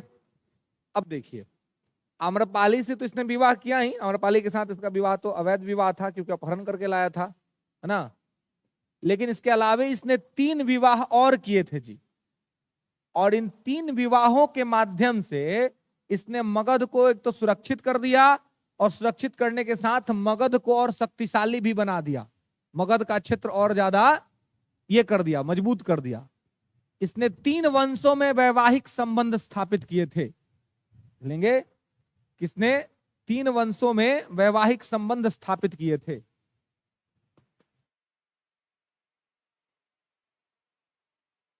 Marriage relation establish with 3 dynasty, वैवाहिक संबंध 3 वंशों के साथ स्थापित किया था।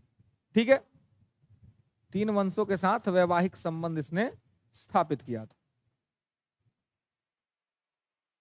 किसके किसके साथ तो लिखेंगे किसने कौशल नरेश प्रसेंजित की बहन महाकौशला, कौशल का प्रदेश का जो राजा था प्रसेंजित, उसकी बहन थी महाकौशला।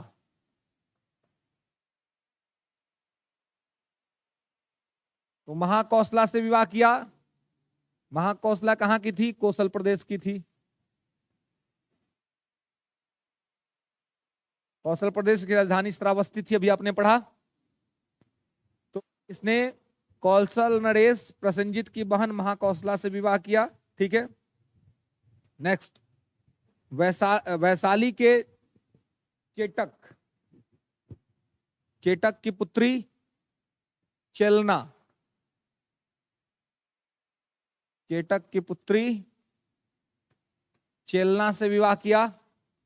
तो इससे वैशाली से भी संबंध हो गए, कौशल से भी संबंध हो गया। और मध्य देश की राजकुमारी क्षेमा, मध्य पंजाब में पड़ता है, तो मध्य देश की राजकुमारी क्षेमा से विवाह किया।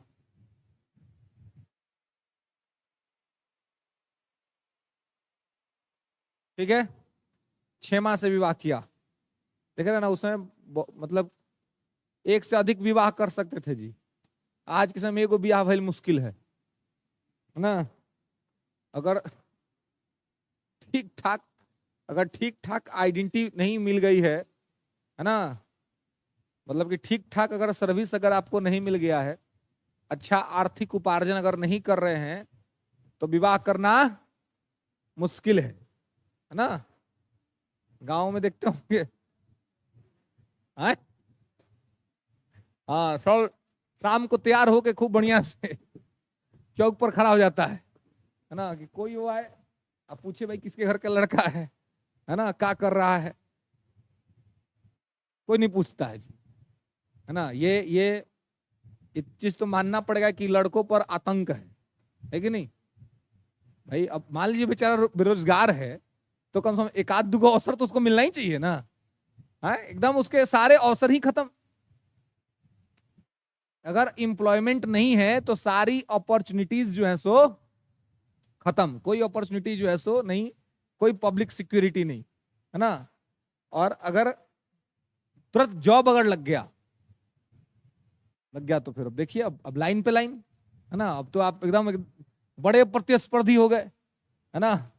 देखिए डाउरीज क्यों चल रहा है, इसी वजह से चल रहा है ना। डाउरीज के पीछे का सबसे बड़ा रीजन कहीं ना कहीं यही है कि अब जो मान लीजिए कम कमा रहा है, बेरोजगार है किसी स्थिति में, है ना, तो उससे कोई वैवाहिक संबंध स्थापित करना नहीं चाहता, नहीं कोई परिवार का आदमी नहीं चाहता है, कोई नहीं चाहेगा, है ना। क्योंकि भाई अब आर्थिक युग है, कुछ ना कुछ तो अर्थोपार्जन करना पड़ेगा हर किसी को। तो ऐसे सिचुएशन में अब क्या है कि सिलेक्टेड लोग कमी है, तो उनको पता है कि आना तो हमारे ही पास है, तो जब हमारे पास आना है तो अपना मार्केट वैल्यू बढ़ा के रखो। इस चक्कर में मार्केट प्राइस जो है सो बाकी लोगों का बढ़ जाता है ना। और इसी वजह से बड़ी बड़ी डाउरीज जो है सो चलती हैं। तमाम शपथ लेने के बावजूद भी ये खत्म नहीं हो पा रहा है। तो इसका एक ही उपाय है कि दोनों ही लोग, लड़का हो या लड़की, दोनों ही लोग कुछ अर्थ का उपार्जन करेंगे। जब अपने अपने स्तर पर सब लोग कमाएंगे, तभी जाकर के ये डाउरीज का कंसेप्ट जो है धीरे धीरे जाके खत्म होगा। क्योंकि जब लड़की भी अर्निंग करने वाली होगी तो वो क्यों डाउरीज देने देगी अपने पिता को? नहीं देना चाहिए। सेलेक्टिव जो लड़कियां सेलेक्ट हो गई किसी जॉब के अंदर में, उनको तो बिल्कुल भी डाउरीज दे के शादी नहीं करनी। लेकिन दिक्कत है क्योंकि महत्वाकांक्षाएं कम नहीं हो रही ना। अब आप बन गए एसडीएम, एसडीएम बन गए तो एसडीएम लड़का पसंद नहीं ना पड़ेगा अब आपको। अब आपको चाहिए डीएम।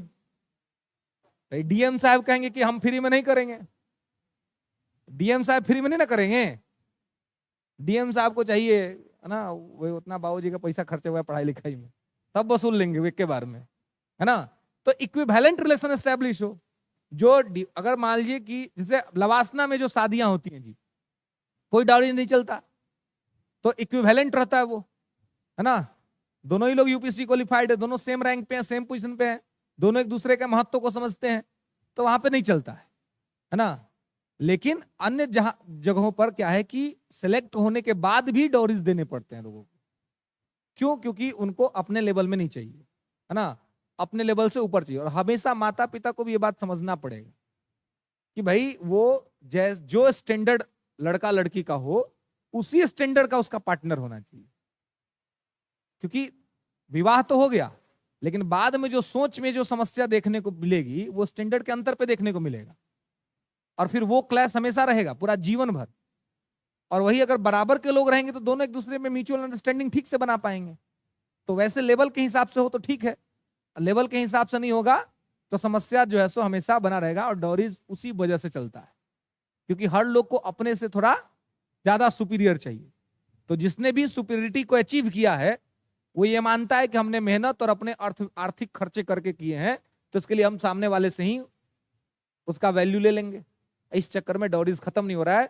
जबकि 1961 के अंदर में ही देश की संसद ने पहली बार संयुक्त अधिवेशन बुला करके दहेज के विरोध में कानून पारित किया था। देश में कानून बहुत पुराना है, सोचिए 1961 में ही कानून बन गया और आज तक ये चल रहा है। क्यों चल रहा है? इसकी इंप्लीमेंटेशन की जिम्मेवारी जिन लोगों पे है उनका सबसे ज्यादा रेट है।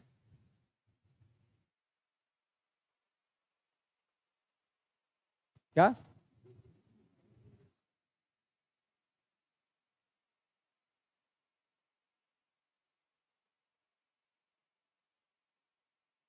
होगा क्या? कर लेगी तो कल्याण हो जाएगा एक बेरोजगार का बेचारे का, है ना।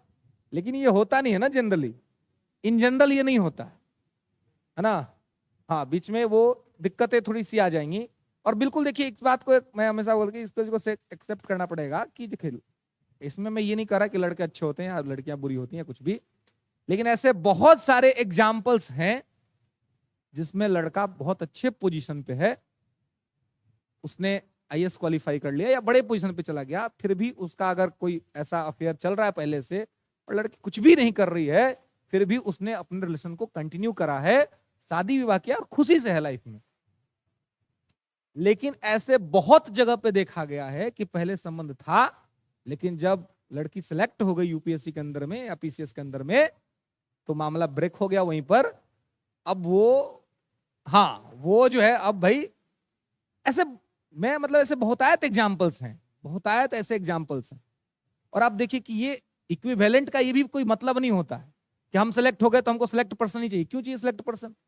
अगर मैं सिलेक्ट हो गया तो मुझे वैसा चाहिए जो अंडरस्टैंडिंग पर्सन हो, जो मुझे जानता हो, समझता हो। और आप ऐसा पाएंगे कि बहुत से ऐसे लोग हैं कि जिनका मतलब एक व्यक्ति को सिलेक्ट है दूसरा नहीं है, लेकिन फिर भी उनका जीवन बहुत सुखमय चल रहा है, क्योंकि उनको वैसा आदमी मिल गया जिसको जो उनको समझता था, तो इस वजह से लाइफ ठीक चल रही है।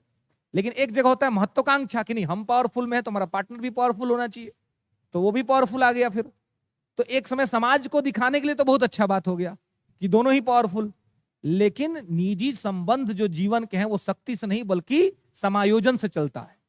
तो समायोजन चलाने के लिए थोड़ा सा तो एक गैप होना चाहिए। लेकिन अगर सिमिलर रहेगा किस बात का कोई आपका बर्दाश्त करेगा? भाई आप कहेंगे कि आप आईएएस, बोले हम आईएएस हैं, सेम रैंक है ना। आप कहेंगे अपने घर, तुम भी अपने घर, दोनों का अपना अपना घर है ना, किसी की कोई डिपेंडेबिलिटी किसी पे नहीं है। तो कोई किसी को मतलब उस तरीके से उसकी गलतियों को इग्नोर नहीं कर पाएगा।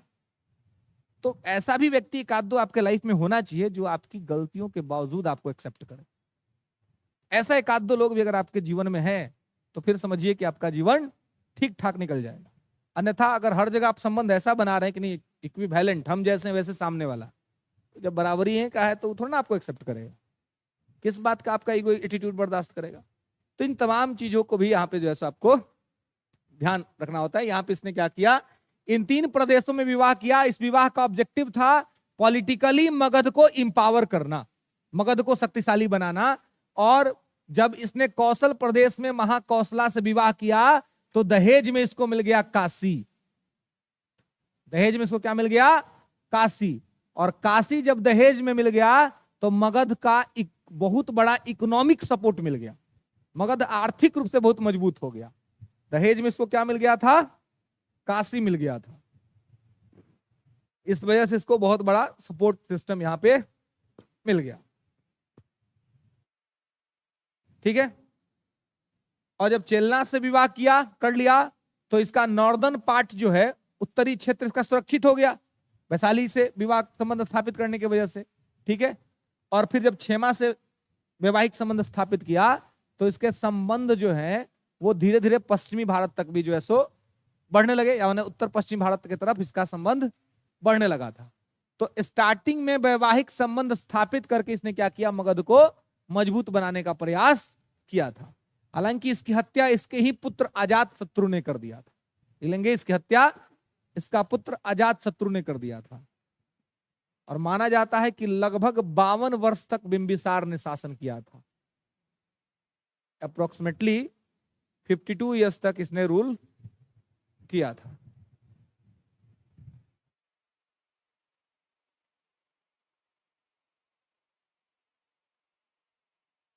ठीक है।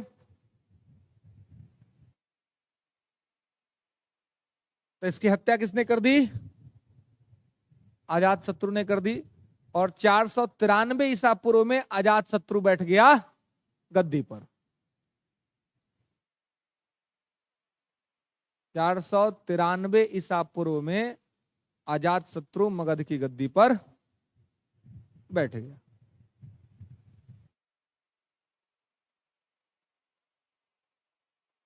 ठीक है। अजात शत्रु का एक और नाम था जी Kunik. He was also known as Kunik.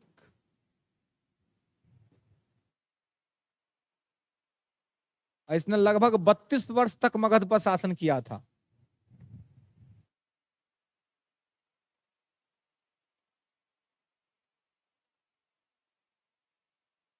ध्यान रखेंगे कि कहा जाता है कि अजात शत्रु प्रारंभ में जैन धर्म को मानता था।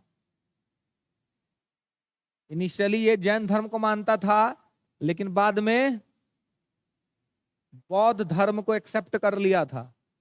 तभी तो 483 ईसा पूर्व में पहला बौद्ध संगति इसी के समय में बुलाया गया था।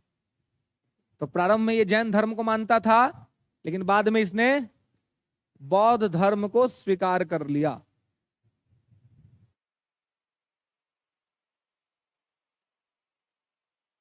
ठीक है।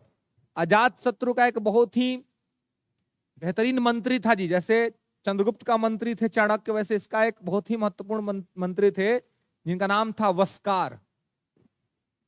वस्कार लिख लेंगे। अजात शत्रु के मंत्री थे वस्कार।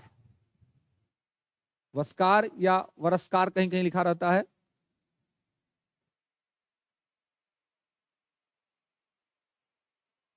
या वस्कार। कहा जाता है कि लिच्छवियों के अंदर में फूट इसने ही डलवाया था। स्ट्रेटजी बुद्ध ने बताई थी, उसके बाद इन लोगों ने क्या किया था, फूट डाला था। तो पूछा जाता है कि अजात शत्रु का मंत्री कौन था। ठीक है। तो इसी के सहायता से, यानी अपने मंत्री के सहायता से, मंत्री ने दिमाग दिया और इसी के सहायता से अजात शत्रु ने क्या किया, वैशाली को मगध में मिला लिया। अजात शत्रु ने किसको मगध में मिला लिया, वैशाली को। किसकी सहायता से, वस्कार की सहायता से।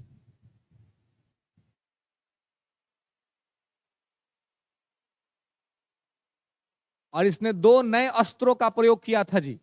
पूछा जाता है कि इस युद्ध में जब वैशाली को उसने मिलाया था तो किन 2 नए अस्त्रों का प्रयोग किया था।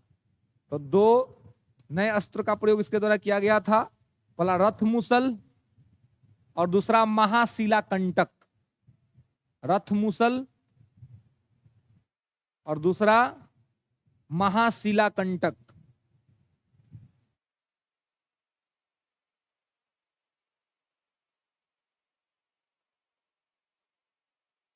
ठीक है। और इसकी हत्या इसके पुत्र उदाइन ने कर दी थी, तो अपने पिताजी को मार के अपना हथिया लेता था। तो वैशाली को मगध में किसने मिला लिया था जी? अजात शत्रु ने, है ना। अंग को मगध में किसने मिला लिया था? बिंबिसार ने। ठीक है, चलिए नेक्स्ट लिखेंगे, इसकी हत्या इसके पुत्र उदाइन ने कर दी थी। और उदाइन ने चूंकि इसकी हत्या कर दी, इसके बाद जो है उदाइन 461 ईसा पूर्व में गद्दी पर बैठा। 461 ईसा पूर्व में उदाइन गद्दी पर बैठा था। ठीक है, कौन? उदाइन। तो पाटलिपुत्र की स्थापना का श्रेय उदाइन को जाता है। पाटलिपुत्र की स्थापना किसने की? तो उदाइन ने की थी, गंगा सोन पुनपुन के संगम पे। 3 नदियों के संगम पर इसने स्थापना की थी पाटलिपुत्रा की, गंगा, पुनपुन, सोन।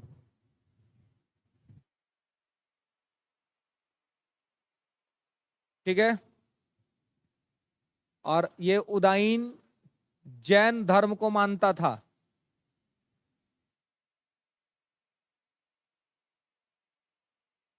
उदाइन जैन धर्म को मानता था।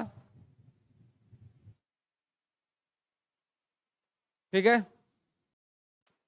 और उदाइन का जो पुत्र था, उसका नाम था नागदशक।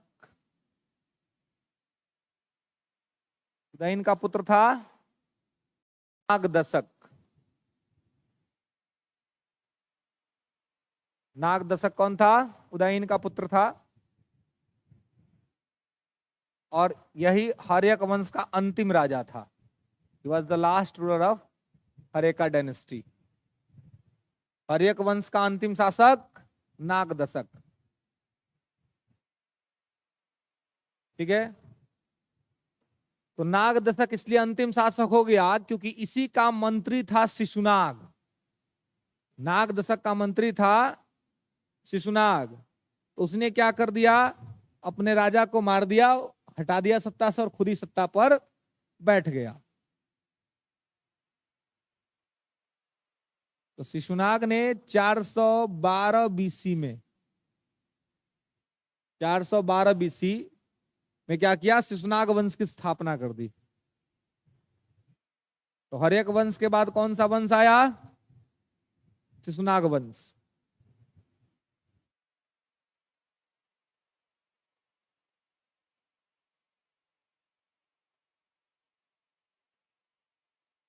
ठीक है।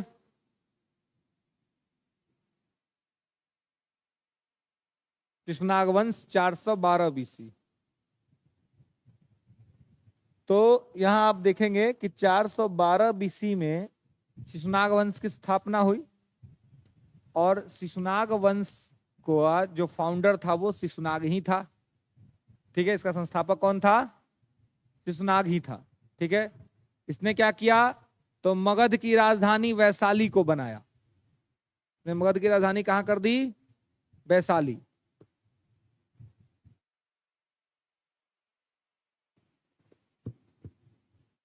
ठीक है। क्योंकि ये जो उदाइन था इसने पाटलिपुत्र बनाया था जी, है ना। इसने पाटलिपुत्र बनाया था और पाटलिपुत्र की राजधानी भी बनाया था। जब शिशुनाग बना शासक तो इसने क्या किया? राजधानी कहां बना दिया? वैशाली को बना दिया। लेकिन इसी का पुत्र था कालाशोक। देंगे कि इसके पुत्र कालाशोक ने, कालाशोक को काकवर्ण भी कहा जाता है जी।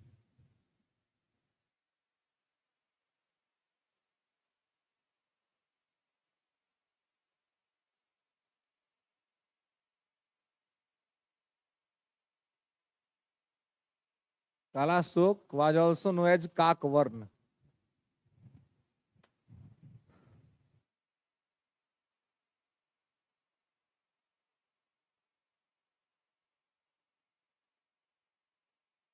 ठीक है, तो कालाशोक को क्या कहते हैं? काकवर्ण। इसने क्या किया? वैशाली से पुनः पाटलिपुत्रा को राजधानी बना दिया।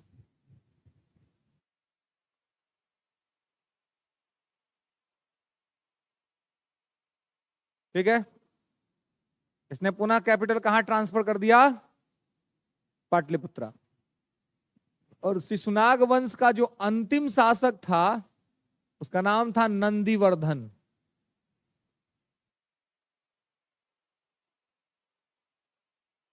Nandivardhan was the last ruler of the Shishunag dynasty. Shishunag वंश का अंतिम शासक नंदीवर्धन था।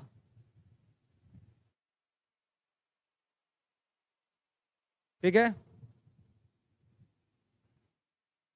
और नंदीवर्धन के पश्चात मगध में जिस वंश का आरंभ हुआ वो था नंद वंश। तो लिखेंगे नंद वंश।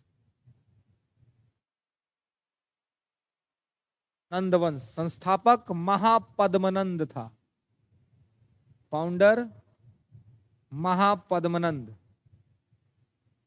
और कई ग्रंथों में इसे उग्रसेन भी कहा गया है। Mahapadmananda was also known as Ugrasen.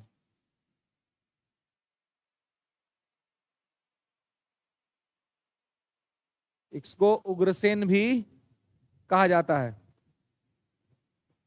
ठीक है, ऐसा कि आपको पता है कि यही पहला शासक था जिसने एक राट की उपाधि धारण की थी। एक राट का टाइटल धारण करने वाला यह भारत के इतिहास का पहला शासक था। और एक राट की उपाधि धारण करने का मतलब हुआ कि सभी दिशाओं में जिसका शासन हो वही एक राट का टाइटल धारण करता था। और इसके बाद जो शासक बना था या जो प्रोमिनेंट शासक था इस वंश का नाम था घनानंद। ठीक है, हैं? क्या? कुछ ग्रंथों के अंदर में इस बात की चर्चा मिलती है ना? ठीक है, लेकिन उसको वैलिड नहीं माना जाता है। ठीक है, तो एकराट की उसने उपाधि धारण की थी। और इसके बाद यूं कहें कि जो प्रोमिनेंट रूलर था या फिर अंतिम रूलर भी था इस वंश का वो था घनानंद, है ना?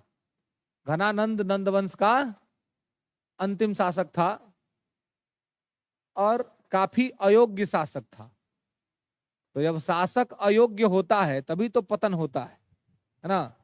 अभी तक के इतिहास के अंदर में आप कहीं भी देखेंगे कोई भी डायनेस्टी जिसका कि पतन हुआ है तो उसका पतन इसलिए हुआ है ना? उसके पतन होने का जो सबसे बड़ा रीजन है वो रीजन ये है कि उसके उत्तराधिकारी अयोग्य हुए। और जिस भी वंश का उत्तराधिकारी अयोग्य होगा उसका पतन सुनिश्चित है। निश्चय ही उसको पतन की तरफ जाना है, इसमें कहीं कोई दो राय नहीं। ठीक है, तो यहां पर जो मैंने बहुत बार आपको बताया है कि इसी के समय में सिकंदर का भारत पर आक्रमण हुआ था। उत्तर पश्चिम भारत में जब घनानंद रूल कर रहा था उसी समय 326 ईसा पूर्व के अंदर में सिकंदर का भारत पर आक्रमण हुआ था। 326 बीसी के अंदर में सिकंदर का भारत पर आक्रमण हुआ। ठीक है,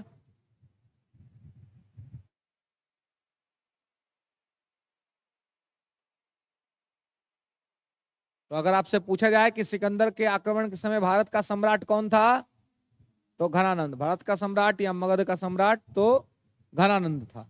ठीक है, लेकिन ये रोक नहीं पाया उसके आक्रमण को।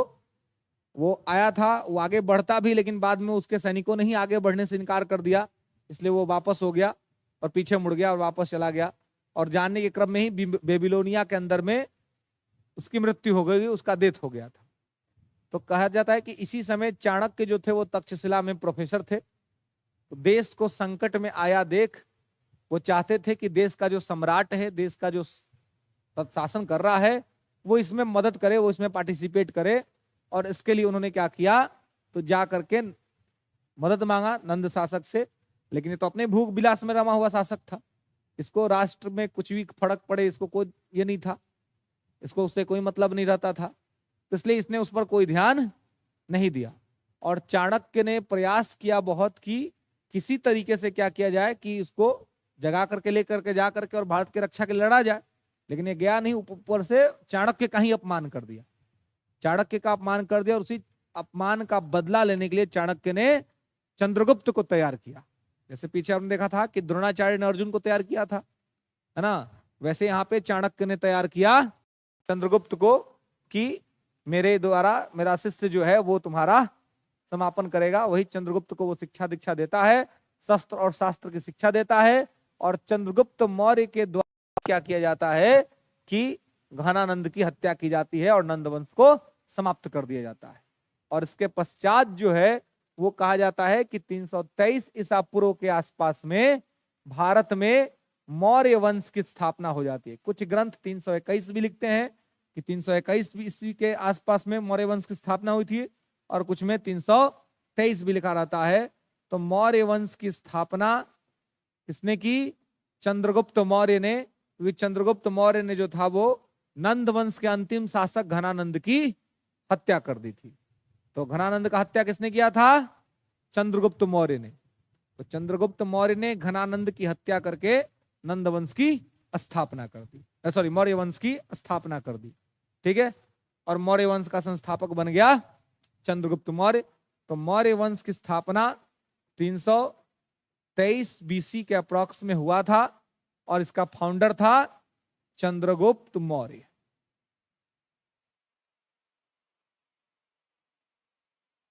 चंद्रगुप्त मौर्य।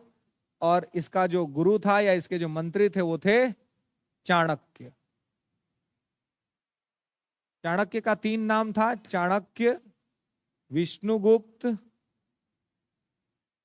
और कौटिल्य।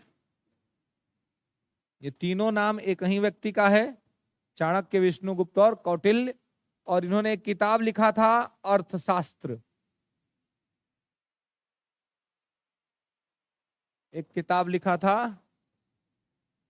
अर्थशास्त्र, जो कि मौर्य वंश के जानकारी के संबंध में बहुत ही बेहतरीन टेक्स्ट है, जिससे मौर्य वंश के बारे में जानकारी मिलती है, जिससे चंद्रगुप्त मौर्य के बारे में जानकारी मिलती। बहुत बार पूछा जाता है कि अर्थशास्त्र किस प्रकार का किताब है, कैसा किताब है, राजनीतिक किताब है ना। ये नाम से लगता है कि इकोनॉमिक का होगा, है ना, लेकिन ये किताब कैसा है, राजनीतिक है। क्योंकि इसमें बेसिकली पॉलिटिकल अफेयरेंस जो है, उन्हीं पॉलिटिकल अफेयरेंस की चर्चा इसमें मिलती है मुख्य तौर पे, ठीक है। तो इसको आपको यहाँ पर ध्यान रखना है, ठीक है, कि अर्थशास्त्र किसने लिखा, चाणक्य ने, विष्णुगुप्त ने और कौटिल्य ने, तीनों एक ही व्यक्ति का नाम है। हालांकि इस काल की जानकारी का साक्ष्य इंडिका से भी मिल जाता है। इंडिका में भी तमाम चीजें लिखी हुई, जो कि किसने लिखा था, मेगास्थनीज ने लिखा था इंडिका। मेगास्थनीज कौन था, तो सेल्यूकस निकेटर का दूत था, है ना, उसी का एम्बेसडर था। क्योंकि कहा जाता है कि जब चाणक्य ने नंदवंश को पराजित किया, उसके पश्चात इसका एक और युद्ध हुआ था, और वो युद्ध हुआ था सेल्यूकस निकेटर के साथ। तो सेल्यूकस निकेटर जो था वो सिकंदर का ही सेनापति था। तो सिकंदर जब यहां से गया तो अपने जीते हुए क्षेत्र का मालिक बना के गया था सेल्यूकस निकेटर को। तो सेल्यूकस निकेटर को उसने पराजित किया। जब पराजित कर दिया तो सेल्यूकस निकेटर ने अपनी पुत्री का विवाह इसके साथ कर दिया, और विवाह कर दिया, और जो क्षेत्र उसके कंट्रोल में था वो दहेज के तौर पर चंद्रगुप्त मौर्य को दे दिया। काबुल, कंधार और हेरात का जो प्रदेश था, वो सारे प्रदेश दहेज के रूप में चंद्रगुप्त मौर्य को मिल गए थे, है ना। तो ये डॉरीज उस समय भी चलता था, पहले से चला आ रहा है, लेकिन उस समय ये डॉरीज ऐसा नहीं था कि कंपल्सिव काइंड नहीं था। आज तो कंपल्सिव काइंड हो गया ना, गरीब हो आदमी, अमीर हो, सबके बीच चल रहा है। गरीब व्यक्ति को ज्यादा दिक्कत होता है, अमीरों को क्या दिक्कत। अब मुकेश अंबानी को अगर अपनी पुत्री का विवाह करना है तो कितना राजशाही के तरीके से उन्होंने किया, तो उनको कोई दिक्कत है डॉरीज देने में जी। लेकिन एक गरीब किसान है, उसको अपनी अगर अपनी बेटी का विवाह करना है तो उसको तो बड़ा दिक्कत होता है, इस वजह से अपनी जमीन तक बेचनी पड़ती है। क्योंकि समाज में ये क्या एक नियम के तौर पे आ गया, उस समय नियम नहीं था, उस समय था कि स्वेच्छा से उपहार दे रहे हैं आप, गिफ्ट दे रहे हैं।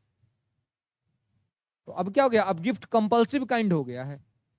वही है ना, अब कभी भी आप अगर आपको कहीं किसी के यहाँ से आपको आता है बुलाहट कि भाई आपको जाना है पार्टी फंक्शन के अंदर में, सबसे पहले आप क्या सोचते हैं कि आप क्या लेकर के जाएंगे? सोचते हैं कि नहीं सोचते हैं? और अगर वो व्यक्ति आपका मतलब अच्छा मित्र है या दोस्त है या आपके अच्छे संबंध है, और उसने आपको मान लीजिए कि वो संपन्न है और वो आपको अच्छा खासा उपहार दिए हुए है, ऐसे में तो दबाव और बढ़ जाता है, अब आपको भी देना पड़ेगा और आपको उसके मतलब जो भी उसके जो उसने दिया है उसके पार्लर आपको देना पड़ेगा, नहीं तो फिर आपको जो है सो डिग्रेसिव फील होगा। तो ये क्या हो गया है, था उपहार लेकिन अभी क्या हो गया जी, बाध्यकारी हो गया ना, कंपल्सरी हो गया कि आपको देना ही है। तो ये अमीर लोगों के लिए तो ठीक है, लेकिन जो गरीब वंचित कमजोर तबका है उसके लिए तो ये अमीरों के द्वारा बनाई गई परंपरा आज गले की फांसी बन गई है, निकाल नहीं पा रहे हैं वो, क्योंकि वहां भी यही चल रहा है।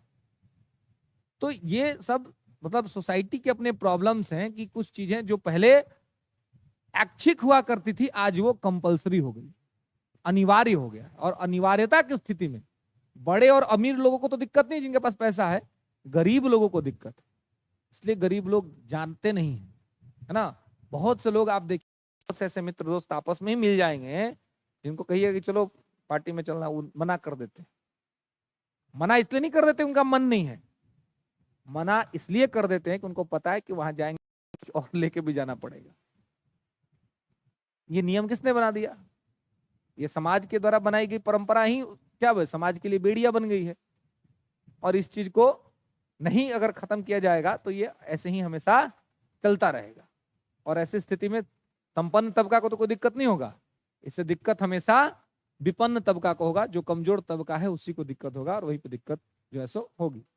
तो खैर चंद्रगुप्त मौर्य ने उन क्षेत्रों को प्राप्त कर लिया था, नॉर्थ वेस्ट तो इसको ऐसे ही मिल गया, काबुल कंधार हेरात का प्रदेश है ना, ये सब तो इसको ऐसे ही मिल गया था, दहेज में मिल गया था, तो उधर तो इसका कंट्रोल हो गया। तो इसके काल की जानकारी आपको चाणक्य के अर्थशास्त्र से मिल जाएगी और मेगास्थनीज के इंडिका से मिल जाएगा। इसके अलावा एक और ग्रंथ है मुद्राक्षस। मुद्राक्षस जो है ये नाटक है ना, जो विशाखा दत्त ने लिखा है, विशाखा दत्त ने लिखा है मुद्राक्षस। तो मुद्राक्षस से भी इसके बारे में जानकारी मिल जाएगी। एक और किताब है बृहद कथा मंजरी, एक और किताब है बृहद कथा मंजरी। बृहद कथा मंजरी किसका किताब है?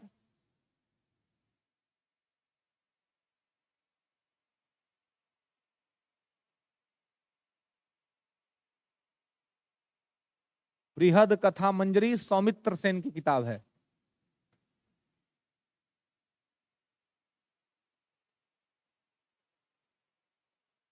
तो बृहद कथा मंजरी से भी जानकारी मिल जाएगी। ठीक है, तो ये तमाम जो टेक्स्ट हैं, इन टेक्स्टों से क्या होती है, तो इस समय के बारे में जानकारी हमें मिल जाता है। क्लियर है? यहां तक में कोई समस्या, कोई दिक्कत है ना? चलिए, तो था अगले नेक्स्ट क्लास में देखेंगे ये मौर्य वंश के बारे में, या आगे के जो वंश है उनके कार्यों के बारे में। ठीक है, मिलते हैं फिर नेक्स्ट क्लास में, अभी तुरंत 10 मिनट के अंदर में। ठीक है, हाँ जी, और आज नहीं भागना है, आज तो इग्नोर कर दिए है ना, लेकिन कोई इंपॉर्टेंट क्लास नहीं ना है किसी का, और कोई काम इंपॉर्टेंट मीटिंग क्या जी नहीं ना है? हाँ, तो इंपॉर्टेंट मीटिंग अगर नहीं है तो है ना, कोई भी अगर काम है अनावश्यक टाइप का तो उसको कैंसिल कीजिए। ठीक है।